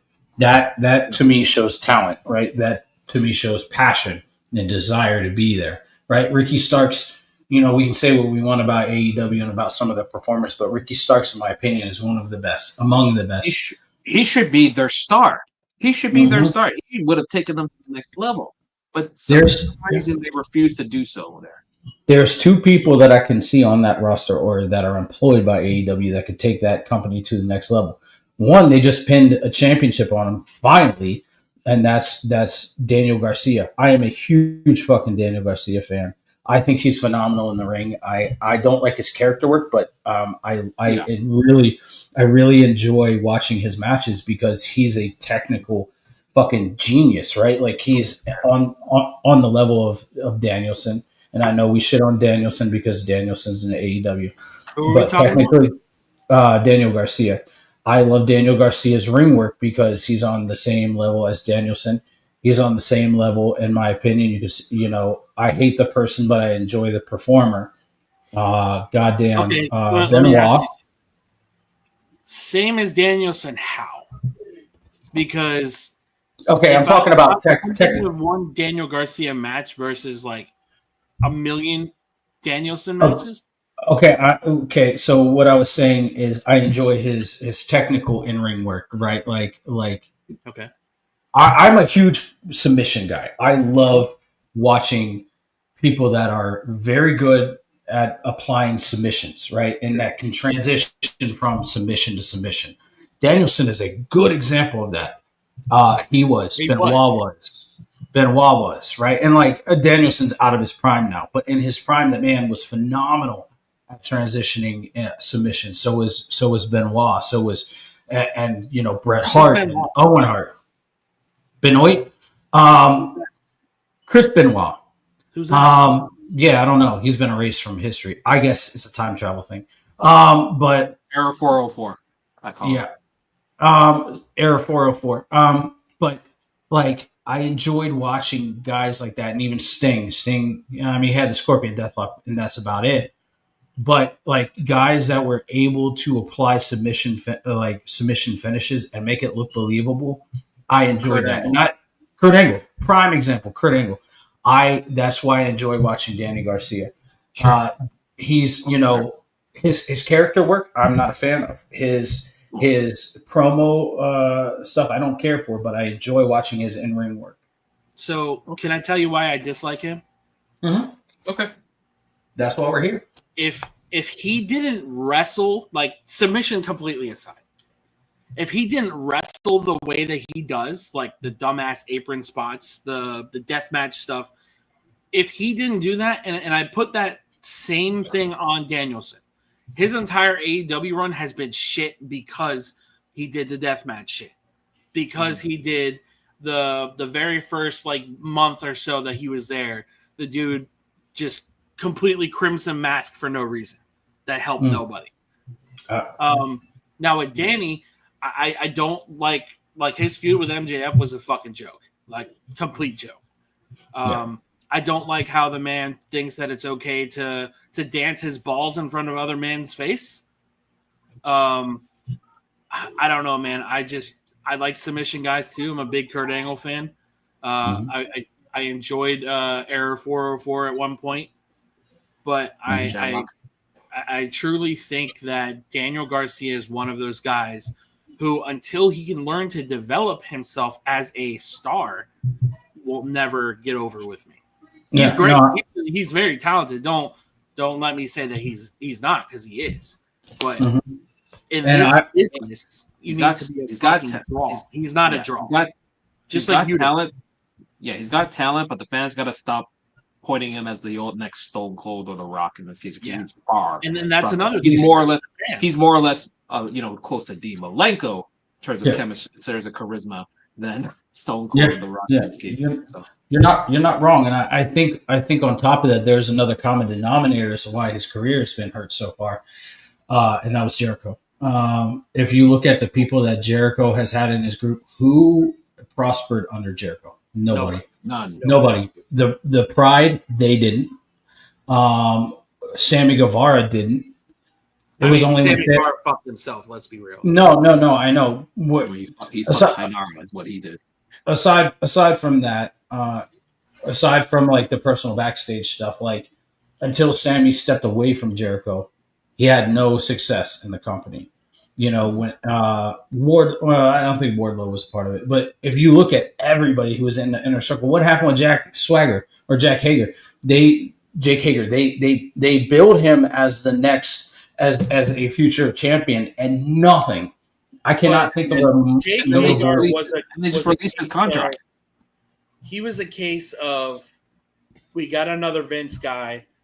Yeah, we are gonna shit on his gimmick because Vince was still in power, and we're not gonna do anything because we don't agree with his political views. That's what Jake Hagar was. Yeah, because I don't know if you guys saw that unhinged tweet that Hagar posted about Tony Khan. I think he long since deleted it, but basically called Tony Khan a communist and holding him down. Well, damn. So I and- think there's additional reasons why certain talents aren't pushed, and I think a lot of it is Tony Khan is an action figure collector. Mhm. Everybody on his roster, aside from Bobby, because I genuinely think Bobby is a star. We've seen that. Like we joke about the Bobby Who thing, and I still to this day think is one of the funniest segments of all time because Bobby got exposed. But I truly think everybody on that roster is a fucking action figure. Yeah, I would, and the conversation started with with Ricky Stark's GCW promo he just did, and talking about how, like, if you want to look at somebody that has passion for the business, that wants to be there, that is not being used, that has that star power or potential to be has star power, you got Ricky Starks right there. You could literally make that man the face of your fucking company if you booked him right. Yep. And you know what? And you know what screwed Ricky Starks was that Edge promo, saying that he was a Rock knockoff. Yep, that buried him. He never recovered. He never recovered. No, and hopefully, I know right now he's going to be doing some dates with GCW. Cool. I hope that they don't put You know who Chris Van Fleet is interviewing Tuesday? Ricky Stark. Oh, I'm gonna listen to that, brother. If that man is able to speak his mind, if he doesn't have an NDA, bro, yeah, Ricky needs to shape the foundation of AEW. Yeah. I will say Chris Van Vliet has had some really good guests on recently, and a good friend of mine, Ricardo Rodriguez. He had him on there this past week. Really good episode. But let's move on to SmackDown because there's something really massive that happened on SmackDown. Yeah, and it was I told Chris this was one of the better SmackDowns in a long time, in my opinion. The way I screamed, brother. When we get to that part, bro, the way I screamed. We will get to that, absolutely. Yeah. But just to note, this SmackDown was a double taping because they filmed this week. They filmed this week and next week's SmackDown because of Thanksgiving. In this case here, but they were in Salt Lake City, Utah, home of the Utah Jazz, home of the Utah Hockey Club. But we started with Solo Sikoa. So I'm basically just going to say he wanted to get Roman to acknowledge him, blah, blah, blah, surrender, yada, yada, yada. So that's for that. Next, can I just say really quick that I'm tired of them filling useless fucking blood TV time with bloodline shit. Like that was completely pointless. I know what you mean. You're okay. Fair enough. And it's getting there. It's getting to that point. But I mean, it's still good to me. I don't know. A lot of us. Yeah, it's still good for sure. But I understand what you mean. Yes, they shouldn't really have to fill it too much. But I understand. We then had a triple threat match in the first round of the United States Women's Title match tournament, I should say. This one featured Bianca Belair, Blair Davenport, and Chelsea Green, and by God, these three showed up. Good to see Blair back in the ring there. She really showed up there. Chelsea as well. Good on her. It ended with as Bianca was about to go for the pin on Davenport, she got distracted by Jade Cargill doing her old Gamora / Scarlet Black Widow pose from Infinity War / Avengers. She was basically sprawled on a car, and Bianca had to choose between the match or her friend, and she chose her friend. And then Chelsea Green connected with the unprettier on Davenport, and now she is in the second round. It's about fucking time. About fucking time she gets her flowers. Yep, and she will be facing Bailey in the second round. So look, I want Chase flowers, to be honest with you, man. Dude, I want to see Chelsea go all the way, man. Yep, she's right now the MVP. She's one of the MVP. She's great. And good acting on Bianca as well when she was in the backstage with Naomi and Bailey. She goes, "This has nothing to do with you. This is my partner." And then it was like good acting on her. So she went to the hospital, local medical facility. Can Can I throw something in there? Sure. Yeah. What if Bianca was on the attack Jade? I don't think it was Bianca. I don't No, think no, no. I would love to see that. But do you think it would be too obvious? it would No. be too obvious there. No, no, no. If you think about the people that could have attacked Jade, right? Because Jade's in the War Games match, Uh-huh. they wouldn't want to be down a member. They wouldn't want to be down a member, so it would distract from that. I mean, you got Naya. Naya was, and we'll talk about that later. But you've also got Raquel, who has beef with her. Liv, who has beef with her. You've got a plethora of women who have beef with Jade. I That don't would think there was be anybody in that War Games match, though. Well, I think I'm still going to throw her name out there, which a is queen. highly unlikely. A queen. Yes, I think Charlotte did it. They It probably did- they won't be did- her. they did have an interaction prior to Charlotte. That's getting what I'm injured. saying, dog. It That's is what I'm she could be a saying. candidate. So my personal thought is, I think it may have been Bailey that may have done it because she may have been jealous about the fact that Naomi's part of this, and Bailey's once again being ostracized, much like she was with Damage Control. So like maybe it gives her an option to go into the War Games match with them, possibly. But go And then from maybe heel that- face to heel right away. I don't want to Well, see it's that. not too long. It's almost been a year since she's been a God damn, really? face. Yeah. Yeah. In this The case, Rumble was when she started that face turn. shit, yeah. So it's almost been a year. So I don't think it wouldn't be too. That's fair. You do need a heel at some point, with that team, with that division there. So, but yeah, Chelsea Green wins.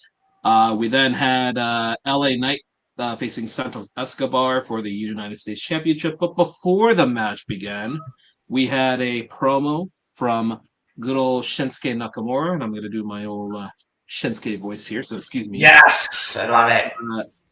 Well, I'm not going to speak Japanese, but I'll speak in how he would speak. LA Knight, I have watched you and learned you better than you know yourself. You are riddled with insecurities. You beg them to chant your name with a growing aura of desperation. You lash out so they don't see how frightened you are. How you lie at night, consumed with fear that everything you obtain will slip through your fingers. Your fears are justified. This is the beginning of your end. And then Santos attacked him, which led to the match between LA Knight and Santos Escobar. Good back and forth between these two. LA Knight was able to do his leaping suplex there without any issues, finally. Oh my God.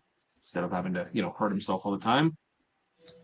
But yeah, LA Knight retains the championship with a very solid BFT counter from the Phantom Driver, which is very cool. And then Nakamura once again then attacked LA Knight right away, got the Kinshasa, and continues the rivalry with LA Knight in this case here. We then had the Motor City Machine Guns we're talking with Johnny Gargano. They're basically not happy that Tommaso Ciampa stuck the nose in the business. Johnny Gargano says that all Ciampa really wants is the shot of the tag team titles. Then Saban understands his frustrations, but then he said the Street Profits should get the opportunity. The Profits then go to Gargano and the Guns and says Ciampa's bad news, and snakes hide behind the grass. So a little tension there between those teams there. So my question on that whole. Oh wait. This isn't okay. So this isn't for the tag part. Never mind. Go ahead. No. So then Nick Aldis then goes to Nia Jax. He basically goes, I'm going to ask you once. Did you attack Jade Cargo? And Nia goes, I'm flabbergasted. And then she walks away. She was just, it basically says she was helping Tiffany Stratton, Candice LeRae prepare for their match. And then she walks away. But then Nick then goes up to Cody Rhodes. He's heading to the ring. And he goes, he hasn't heard from Kevin Owens yet, but then Cody's like, I ain't falling for that. So he's heading to the ring. But before that, we had a segment with the OG Bloodline locker room. Sammy says he's out of options. Jay goes, what about Cody Rhodes? Jimmy's like, yeah, I'm down with it. Roman goes, I don't want to team with him. Or Seth Rollins, because they're old news. He doesn't want to flip over at all. He says that they have all that they need. They die in War Games, they die together. What's the plan? Roman doesn't know. Then have in my opinion, the segment of the week. And this promo was really, really personal, straight to the point. It justifies Kevin Owens' heel turn. And I'm just going to read this segment out because this is just outstanding here. So Cody starts with, "It's that time. It's face-to-face time. I could tell you someone who's not there here. Randy Orton's not here. And they're telling me that Kevin Owens is not here, and I don't believe it. So Kevin Owens, wherever you may be, please come to this damn ring right now. Don't keep me waiting here, KO. Here and now, in this ring, like we said." And then Kevin Owens does come out. He has a t-shirt with a little tuxedo there. You know, those very. He's basically looking at his best there. He goes, "Cody, I got to say, I'm a little insulted. See, because I was summoned to be here tonight on SmackDown because the great Cody Rhodes wanted me here. And you can't deny Cody Rhodes' request, so here I am, dressed to the nines and in my best attire, and you're not even wearing your stupid, sleazy politician suit? I think I just better than that." I was like, oh my, he's going there right away. And then Cody goes, "You were summoned here, right? All right, Kevin, but not to stand in the crowd. You were summoned to come stand in this ring with me right now." And then Kevin goes back and says, "Yeah, that's true, but here's the thing. You're probably not used to this anymore, but you don't get what you want just because you want it. Oh, what are you going to do? You think I'm going to jump just because Cody Rhodes says jump? No, I'm here, you're there. That's good enough for now. Hey, let me ask you this. I see you're all riled up. You want to fight, right? That's what you said last week. You want to fight me before we do? Why don't you tell me what has you so upset? Because what happened over the last few months, what happened to you, what I did to you, what happened to Randy Orton is your fault. It's my fault. It's my fault you pile drive Randy Orton." And then "It is your fault, and I'll tell you why. And here is the reason where he justifies his heel turn in this case here. It's your fault, I'll tell you why. You want to know why? This is your fault because for 4 years, I fought the bloodline. Every week, blood, sweat, and tears. I fought them all, and they tried to end my career. More specifically, the guy who led the group, Roman Reigns, tried to end my career more times than I can count. And he never could, and he never will. And I kept fighting before you even came back. And you came back, and what happened? I stood by you. I fought alongside you. I fought them alongside you. I was in the ring at WrestleMania 39 trying to help you win the WWE title. I was in the ring at WrestleMania 40 after you won the title to celebrate with you, as happy as I could be because you finished your story. And then what happened? A few months later after that, Roman Reigns needs a partner because he's pissed out everyone that's around him. And who says yes? You. You teamed with the guy who tried to end my career. I tried to take away the one thing that I loved since I was 11 years old. He tried to take away my livelihood, and you teamed up.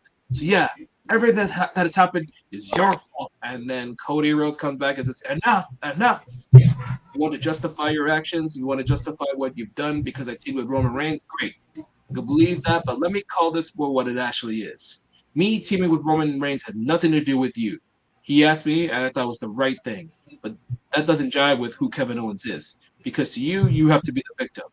Kevin Owens has to have the whole world against him. The story of Kevin Owens has to be you're being held down. Newsflash, buddy. Nobody holds Kevin down more than Kevin Owens. Your self-sabotage is absolutely next level. You're obsessed with this idea of being the face of WWE. You're fixated with being the number one guy, not knowing the whole damn thing is a team effort in the first place. And what you don't realize, Kevin, is why you're obsessing and fixating over that. You've been synonymous with WWE for a decade. You're a Grand Slam champion. You're one of the best superstars in recent memory, and everybody knows it. But you want to talk self-sabotage. Let's talk about the last time we wrestled once against each other. Let's talk about Bash at Berlin. You couldn't pull the trigger. You didn't pull the trigger when it was my knee because you could have powerbombed me on this ring apron, and perhaps you'd be standing here with all of your dreams becoming true, being the WWE champion. And you blame me for that? And you finally did, though, right, Kevin? You finally did pull the trigger just on the wrong guy. Randy Orton is absolute 100% unequivocal legend, and he was your friend. And he did not deserve what you did to him. You didn't just bring back a bad move, a move that has ended lives. You crossed the line. You crossed every line that you could possibly could. And this lesson isn't going to be handled with a mere microphone in this promo. No, I'm going to feed it into you. So whether it's tonight, because there's plenty of show left, or whether it's in your home country at Survivor Series, or whether it's Saturday night's main event, it's coming. And I need you to know the ball is in your court. You want to fight me, huh? You want a match? Yeah, you know what? You'll get it. You'll get it. when I say it's happening. Oh, now it's not definitely happening. And then the crowd boos. He goes, "Oh, it's definitely not happening tonight." But just remember this: when it does happen, I'm just doing my job. I'm doing what you asked me to do, and you don't have to worry about me pulling the trigger this time because you say I crossed the line with Randy Orton. You're right, but I loved Randy Orton. You, I hate you. I don't think you hate me. I think you hate yourself. And now I know the lengths you're willing to go. So in a sense, we're in agreement because whether you decide it's time to jump, whenever you decide that we have this match, you know that there's not a single line I won't cross either. So I think the one thing that I really loved about that was when KO was talking about finishing his story. He kind of did what The Rock did, and he was like, and I helped you celebrate you finishing your story. I was like, yes. He's just wow, man. Just Kevin. This is great. This is great. And then They both did great. this aggressive Cody Rhodes kept going in the backstage where we see Carmelo Hayes basically saying, Kevin was right about you. And then Cody just shoves him. Cody Rhodes turning around. He's like, what was that? Bro, Yeah. I was like, dog, I'm here for this Cody Rhodes 1,000%. Homelander Cody. Yes. Yeah, this is what you want to see out of it. You don't want to see, like we talked about this earlier. You don't want to just see the, hi, good to see you. I love you guys and all that. You want to see this side. We want to see that there's two sides of a champion. You want to see babyface, but then you want to see the guy that will take no credit. Yeah, I'm going there. And then, it could come to a point where he may lose the title. Who knows? I think that was one of Cody's best promos that he cut Friday. 100%. 100%. Yeah. Like you were saying in Messenger, Undashing Cody meets Nightmare Cody. Phenomenal. Yeah. It makes perfect sense with the way that they're doing it here. And then he basically shoves Mello. Nick Aldis gets it between them. So it does build to they will have a match next week actually. So between the two, which should be exciting. We then look at the matches Mello's been in ever since he's been called up, dude. High profile matches. I thought Mello was buried though. No. I know, right? Crazy. You got to pin on Randy Orton. How can you you can't get any better than that. I mean, that's just amazing, We then had the tag match there, the cake of all cakes here, Bayley and Naomi versus Tiffany and Candice LeRae. Yep, good solid tag match there. Though we did have some shenanigans here. We did have Nia Jax throwing Naomi into the steel ring steps, which caused the disqualification. Then Io Sky came out there. Liv Morgan and Raquel came out, but then Rhea Ripley comes out with a kendo stick and starts swinging, and that basically continues to build up. And that set the IWC into a fucking meltdown about Rhea once again. Yeah, of course. We then had a very solid match here between Montez Ford and Tommaso Ciampa, of all people. Another 10 out of 10 match. My fucking This God. was a very hard-hitting, solid. I'm happy that they gave Montez some, a singles match here.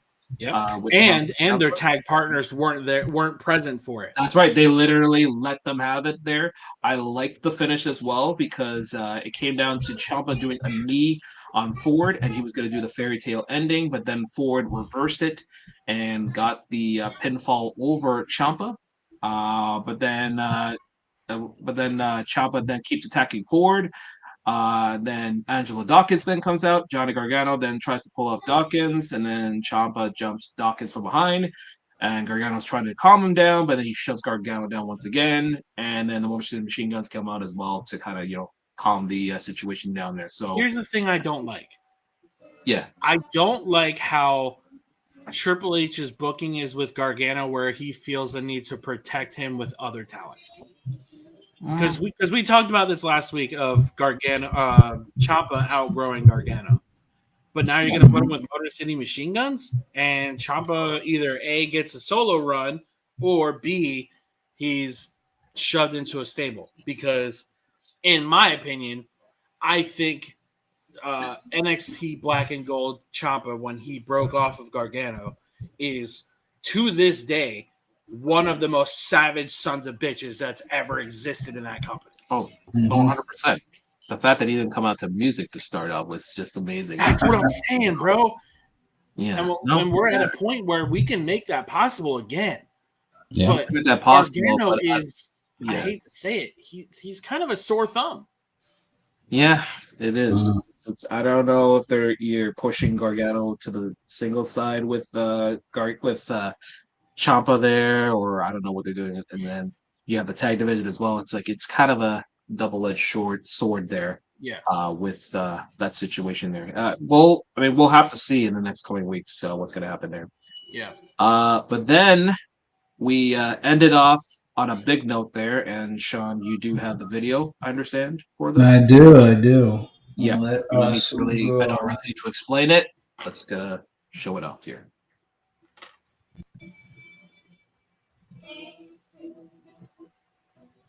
The hell? I still love you. I love all four of you still.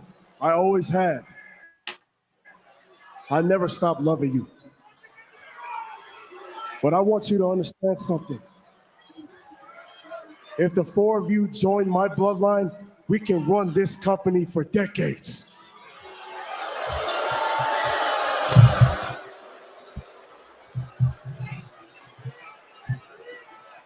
Because look, you don't have a fifth man. You don't have a wise man. I do like the fact that Solo seems like legit with his like emotions in this. Remember yourself.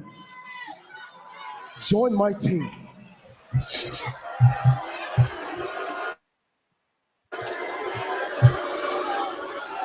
Or the four of you will die where you stand. Interesting choice of words.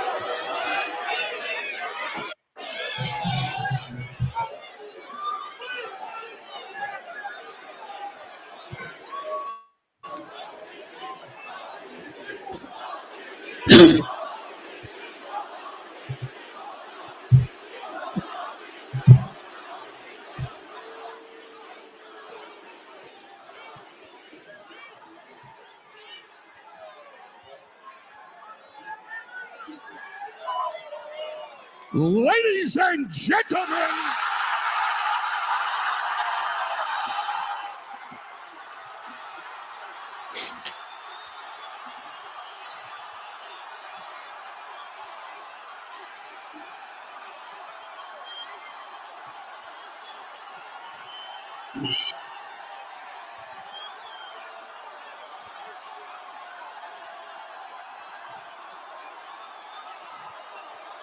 ladies and gentlemen, my name is Paul Heyman.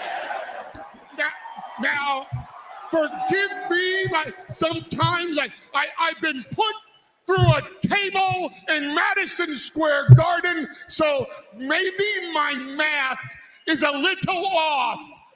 But there's no way to do war games 4 versus 5. That math does not commute to your wise man. No, no, no, no, no.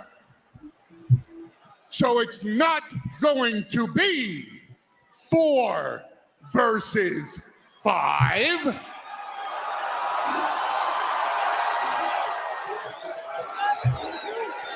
It's going to be 5 versus 5.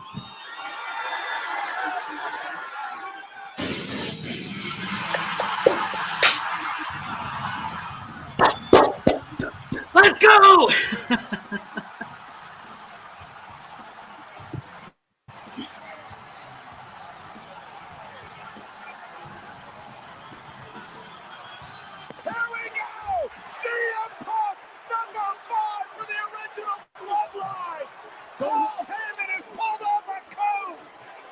The wise man came through when the OTC needed it most.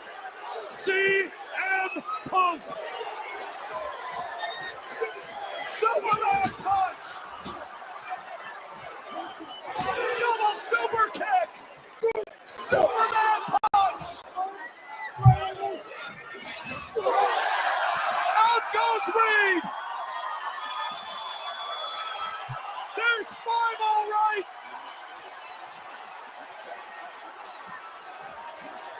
Let's get Uzi.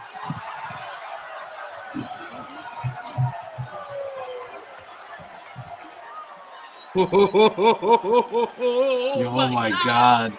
Jeez. Tonga from behind. Tonga row as well. Spear, not a sleep. Oh, the spear GTS combo.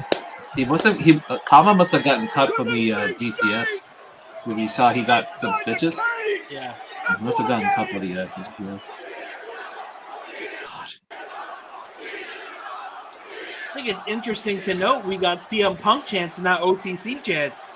That's right. It's oh my God.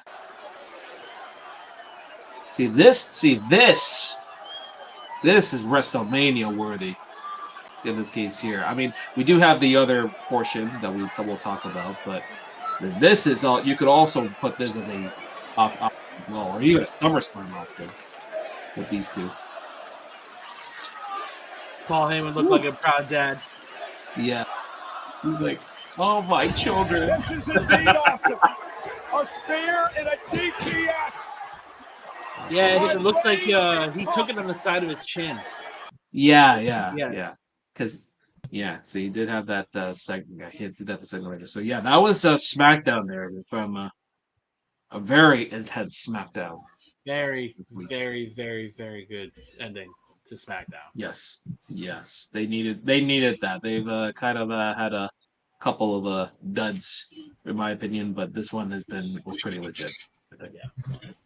It looks like we got cut off of Facebook because of I figured because I of was waiting YouTube. for that. Yeah. But anyways, fuck me, dude. I said that when I wasn't able to watch it live. I was like, fuck me, I'm not watching it. Yeah, my bad. I mean to What spoil it. No, it's fine. It's fine. I mean, that's what the chat is for. What a fucking moment, dude. Yeah. But there's so much about that segment, though. Like, outside, Paul Heyman coming out. Mm-hmm. What, Matching suits with Solo. Yeah. That's what I was going to get at. You got And there's still a piece that still nobody's talking about. It's Sami Zayn throwing the phone. The phone. We got to find out about that. Yeah. It's like War Games. Sammy's Find out about it. I guarantee you. This will everything will be revealed on War Games for sure. So, one of the things that I see a lot of people complaining about is like, oh, Punk doesn't have a place in there. Yeah. You're not paying attention. You're not paying attention. Yeah. And this is long-term storytelling, and this is something I don't normally do. I don't normally bring out TikTok into this. And Chris, I haven't sent this to you, JR. You haven't seen it. But I found a TikTok this morning. Well, I found two. One was from a creator that was breaking down the long-term storytelling with Punk being involved in this. And it was really good. I'll have to send it to you guys. But this other one is more cinematic, and I thought it would be more presentable for this. So I'll go ahead and share that too. It's a minute long, so here we go. Roman Reigns, Tribal Chief, I acknowledge you. Congratulations on all your success. Don't forget who the OG Paul Heyman guy is. Me with you. Before Roman got on his jet after WrestleMania, there were several things that he said to me. He agreed that CM Punk was hands-on. That CM Punk is very personal to me. So it's not going to be. Think about that.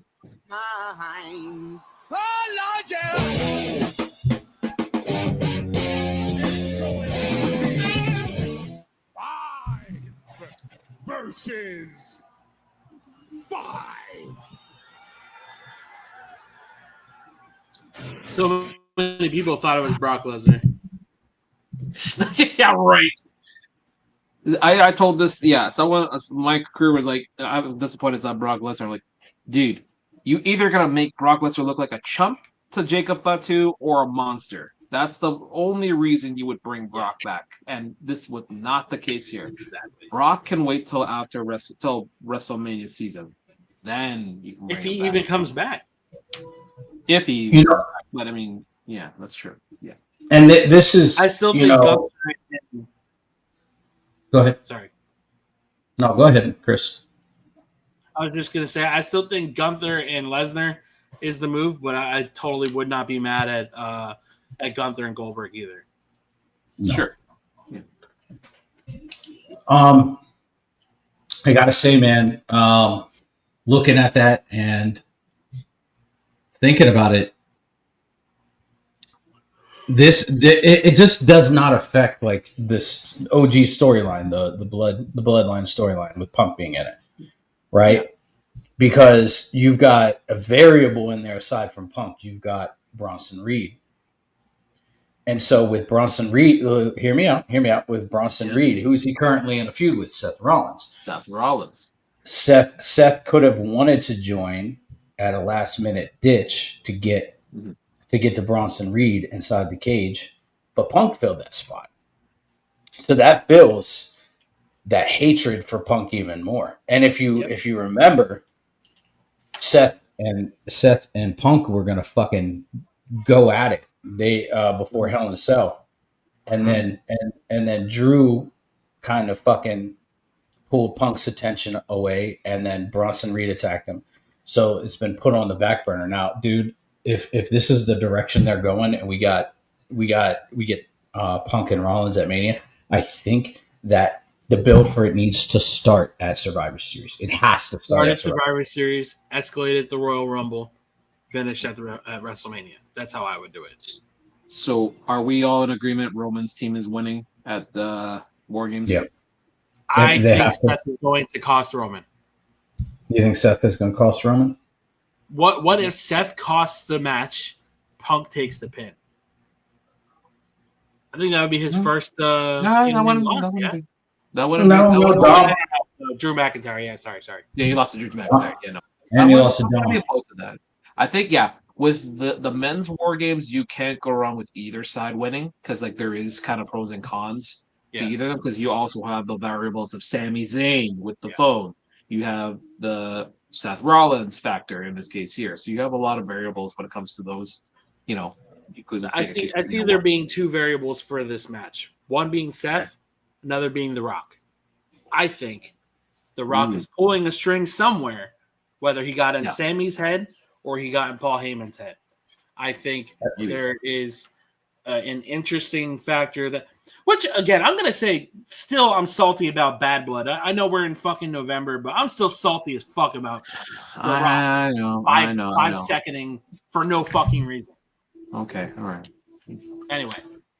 I think you're right with the variables. I think if you look at everybody's shirts that they were wearing and kind of given, Sammy wasn't wearing the OG Bloodline shirt. Sammy Uso. He's wearing Sammy Uso's shirt. Mm-hmm. And we all know Sammy has a tendency to turn on people. He turned on Roman. He's turned on KO. He's turned on Nakamura. He's turned on Cesaro when he was in his team, right? Like, he has that tendency to have that dog in him. And maybe The Rock did get into his head and fucking do that. But I don't think, honestly, it depends, in my opinion, it depends on who wins the Women's War Games match. If the heels win, the faces are going to win, or the OG Bloodline is going to win War Games. But if the faces win, then the new Bloodline is going to win. I think that there's much more to this story than like we're actually seeing, but I think it's going to close. I think that the show is going to close. I was talking to JR about this before we hit go live. I feel like they're going to do the final segments, and they're going to hit those credits and then Rollins is going to emerge from either the ramp or ringside or from the crowd, and he is going to absolutely dog walk Punk. He's going to fuck Punk up, and it's not going to leave McIntyre level or worse. Worse. Oh, far worse. Like it's gonna be to the point where Punk is gonna be out till the Rumble to take time. I think it's gonna go along the lines of him stomping Punk with into cinder blocks. I think that's the only feasible thing in my opinion. Or like I hate that the first thing I think of is Keith Lee and Swerve. God damn. Yeah. But I think it's going to be a vicious attack, and I think that it's going to be like Punk gets the pinfall, like Punk picks up the win, and he's celebrating in the ring, and then everybody leaves, and he's still celebrating. You know, Cage comes up, or Cage stays closed, and Rollins somehow stayed down for Punk's return. Yeah, the cage will stay down, and Punk will be probably facing away from the door. Or maybe Seth is the cameraman, and he basically, you see the camera drop, and be like, "What's going on?" And then all of a sudden, you see someone attacking him, and it's Seth Rollins in the camera. That's part of the camera. I dig it. Yeah, I think that this is going to be the beginning of a very violent feud between the two. Like, and I think it's going to be a step more violent than Punk and Drew, just because Seth is a dastardly son of a bitch. At Mania? I think you have to. Like last man standing. I don't think match. you can do another Hell in a Cell with those two. An I Quit match. I Quit match would be great. Bro, an I Quit match with Rollins and fucking Punk would go hard as fuck. God. Yeah. I don't want to see a strap match. I would be okay with a collar match, with a dog collar match. Absolutely fucking not. No. I would love to see it. Put it up. Way too gimmicked. No. I don't know, man. Like, I just see. I mean, I Quit match would be great. But I want to see like super heel Punk, like, or super heel Rollins. Like, we're talking. Rollins, yeah. I don't. Fucking authority Rollins. No, even worse than that. When he had that group with Buddy Murphy, where he Messiah. My favorite, the Messiah. Yes. Yeah, right. Where he fucking did that thing to Ray's eye. I mean, I want to see that level of Punk, right, or that level of Seth. I want to see that level. I want to see that. That's a violent side I want to see, and I don't want it to be in a stable. I don't want it to. I just want it to be him alone, right? And like people that have teamed with him, you know, people that have fucking teamed with him, like are like, what are you doing? And he attacks them, right? Like just no words, just boom. And he's like, I told you so, right? Like I told you this was coming. This is coming, and that was the final straw. Because it was getting to that point when they had that stare down before Hell in a Cell. It was getting to that point, but I think this pushes him over the edge. It could be even manic, like a manic Seth, where he does some crazy ass shit, like where he comes out in torn clothes. That's hard to even say. That I think Punk will go over at Mania. To be completely honest with you. Yeah, no, it has you. Yeah, Seth is a made man already. Seth is a made man already. He can afford to lose any sort of match at this point here. Yeah, he's already a Hall of Famer. Like he's gonna be a fucking Hall of Famer. He's a company guy. He's a WWE lifer. So it's like, you know, God damn it. Yeah, absolutely. And like the landscape of like the title pictures in WWE right now are insane. Like the stories that are happening in WWE are insane. I don't even think like there's a bad storyline or a bad angle right now. There's some beside the Judgment Day. I really want to see Chelsea Green take that United States Women's Championship. I really do. I think her chasing wouldn't be bad either, though. No, kind of like what they do with Kalani. I wouldn't mind a babyface taking it, but Chelsea chasing it. Sure. Yeah, that's fine. I would. Who's on the other side of that bracket? That's like a big name. Sorry, what'd you say? Jade's So out who's of it our now. representative that- Who? Jade's out of the tournament now. So Jade's out of the tournament, so it's gonna be. She was supposed to be in the next match between Michin and Piper Niven, but there's gonna be another person involved Bailey. in it. So I actually do know who it is. That's the third person. I'm not gonna say it. So Yeah, I'll send it to you guys, and I'll Yeah. tell you what. I know who it is too. You know who it is? Okay, then never mind. Okay, yeah, we won't spoil it, Chris, then, because No. in this case, Is it a good name or is it no? Yeah, Just tell me. It's fine. Just tell me. Bailey. Legend. Of course. It's Lash Legend. My bad. I thought it was Bailey. Yeah, for Lash some Legend reason. was Really? Yeah, Lash Legend. Bro, fucking Yeah. W. Yeah, so Yeah. she's gonna be the replacement, and then the fourth match will be Electra versus Naomi and Tiffany. So that's the fourth match. Damn. Yeah. Yeah. I'm still gonna say Tiffany go the Miz route with the title and the Money in the Bank briefcase. Yeah, she has at this point. Yeah. Yeah. Wait. I have a thought theory. So what if the faces on the women's side win, and then Tiffany cashes in on Naya or Liv Please. on Please. War Games? Please. That'd be incredible. It's like whoever, like, let's say Liv takes the pin, she's knocked out, everybody's leaving, but then Tiffany's like, wait a minute. And Let me locks cash the door in. from the inside. Locks the door from the inside. Locks the door from inside, gives the briefcase, and then wins the championship. I really want to see her do that to Naya. Like, I want to see her do that to Naya. I agree. I could see her do that. Yeah, especially if she doesn't win the first round matchup in the title bracket there. They can't do No, that to they could Liv, have. man. I don't see it. Yeah, no, with Liv, I think it's probably destined to be her and Rhea at WrestleMania. This out from the looks of it here. So, but Yeah. I may be wrong, but we will see. We'll see. Yeah, I mean, dude, like the landscape is panning out now. I would love to see Charlotte come back at the Rumble. I would love to see Becky come back at the Rumble. Yep. And Asuka, but I mean, I don't really want to see Do we know Asuka the with damage timeline of control. Asuka? I don't even know the timeline of Asuka at all. Well, I know a few months back she was out of her boot, so Yeah, she's been out since April, so she was out for a while. So she at this point should be back. But then again, she's over 40, and it's a knee injury, which is very serious. So, the Charlotte fact that got she was the able to. same injury too, didn't she? Or worse? I think it was worse. Charlotte got it, but she got it like 6 months prior in this case. Here, she got it like right after, right before Rumble, if I'm not mistaken. Damn, She bro. got the injury, and she was out almost a year because the knee injury was quite significant on Charlotte. Because you remember the bend on that.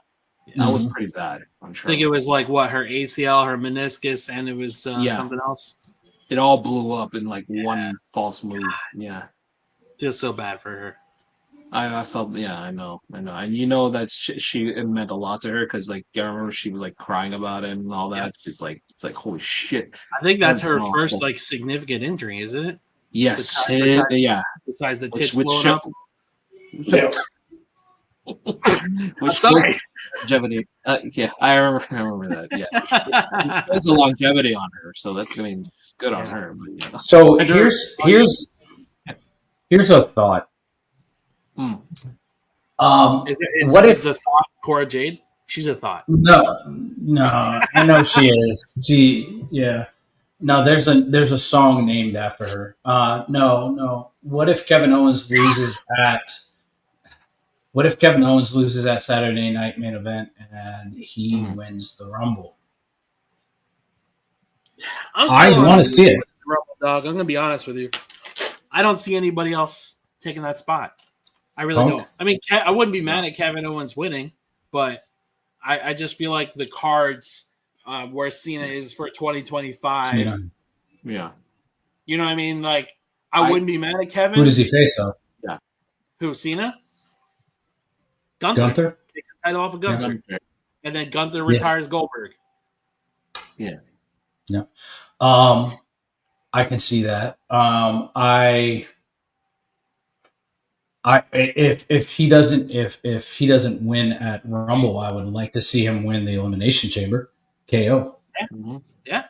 Like have KO win Do you the do elimination KO chamber. and Cody at WrestleMania though? Well, I mean, if you're stretching No, it man. out that long here, I I'd say thought Orton the and end Cody. game really is the end game for me is Orton versus Cody Yeah, at WrestleMania in this that's case what I was here. saying. But is that for the title? Yes. It has to be. Yeah, that one has to be. But I think, like I said, in this case here, I don't think you hurt the product if you have Kevin Owens have a brief hold of the championship. Because it's like, if he's getting to Cody's head from being this, pretty boy baby face, and now he's getting more emotional, he's letting his emotions talk rather than his courage and his guts in this case here. Right. You could get to a point where it's kind of like almost when Christian forced Orton to kind of, lose his temper and he lost the title to Christian, even though it was by Yeah. disqualification. Or But in this kind of case like, here, Kevin can, yeah. Kevin got into Sami Zayn's head when they're in NXT and decimated him. Yeah. Yeah, exactly. And then you have Kevin, but I mean, you could have Kevin decimate Cody the same way and then have him win the title, but then, Cody wins the title back. And then, you have Orton that just like, I think that there's a way. I would love. I think that there's a way to do this where Cody, Randy, and KO all hold the title within a year of each other, and I think that Yeah. it would look like. I think it would look like Cody beats KO at Saturday Night Main Event, and then they have a rematch at Rumble, and KO loses by like disqualification or something, and he's continuing to beat the shit out of Cody, but Cody still can fight back or whatever. And Randy runs down to the ring to make the save, and Cody inadvertently hits Randy, and Randy turns around and just absolutely is like sick of being in the middle of it and fucking decimates Cody, and then that can lead into your WrestleMania match. It could be a triple threat, to be honest. But if you have those three, I wouldn't be opposed to that. Yeah, for sure. no, Yeah. but then you have Randy win at Mania, or you have KO win at Mania. I would like to pull for KO to win at Mania if it's a triple threat.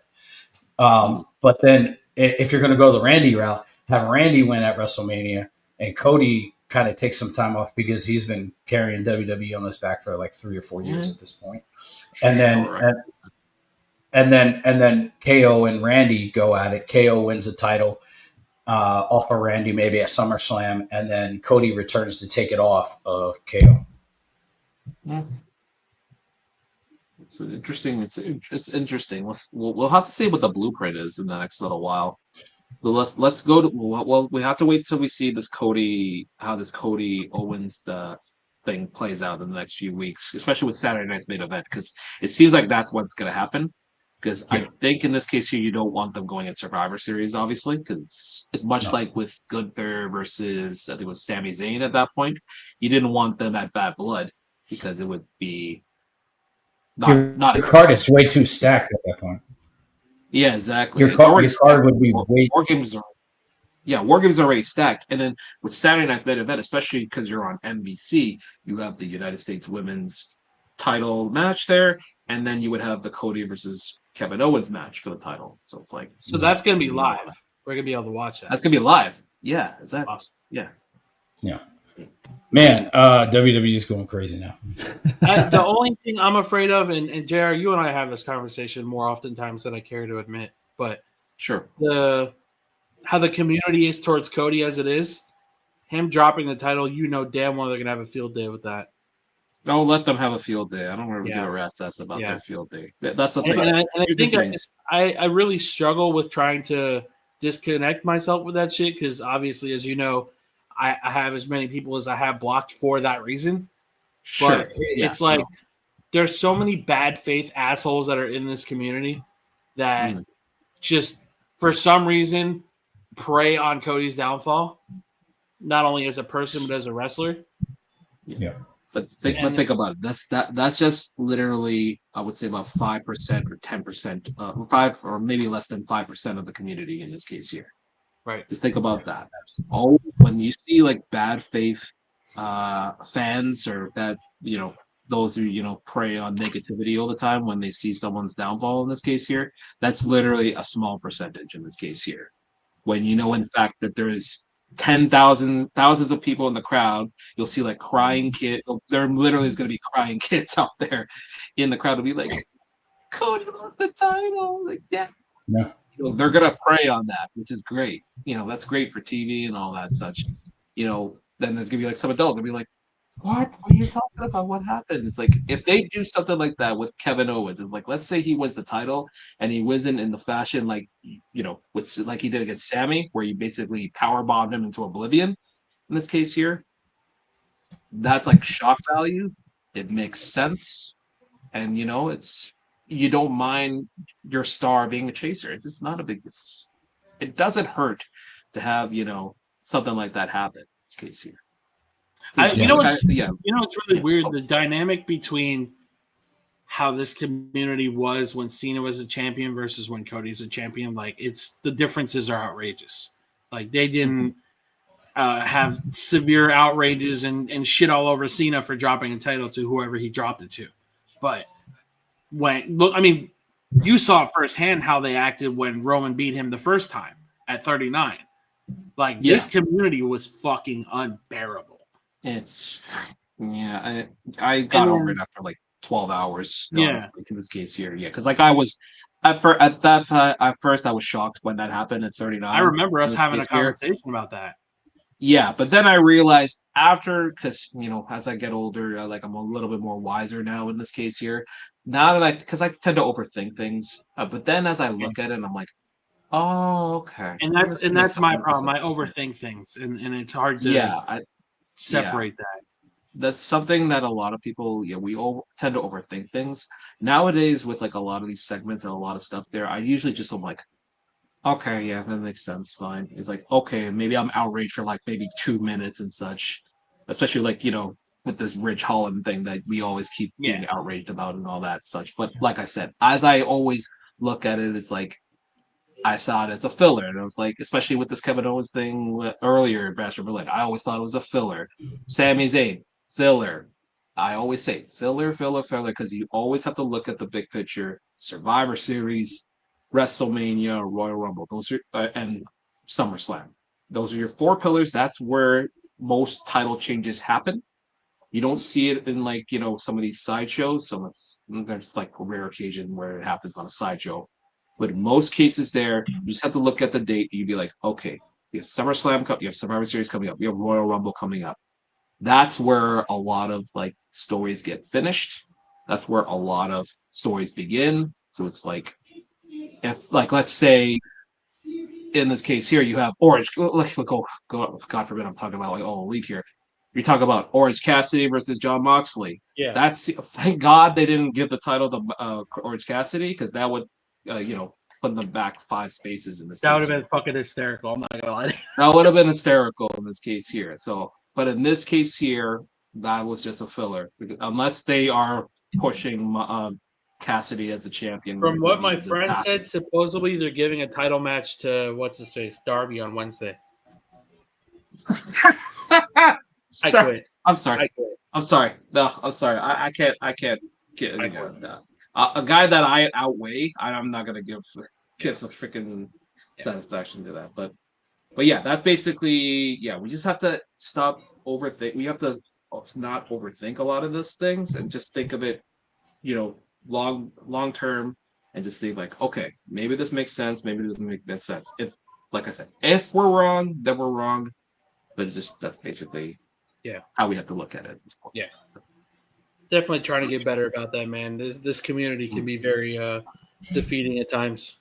Yeah, but like I said, just if you see something like that, just be like, okay, whatever. Just that's their opinion. If they want to just make a comment just to get a check mark, whatever, that's their opinion. But yeah, absolutely. So, it's about that time. We've been going 2.5 hours, man. Holy shit. That was good. So next weekend I will be unavailable. I'll be in Nashville with my daughter and my family up there.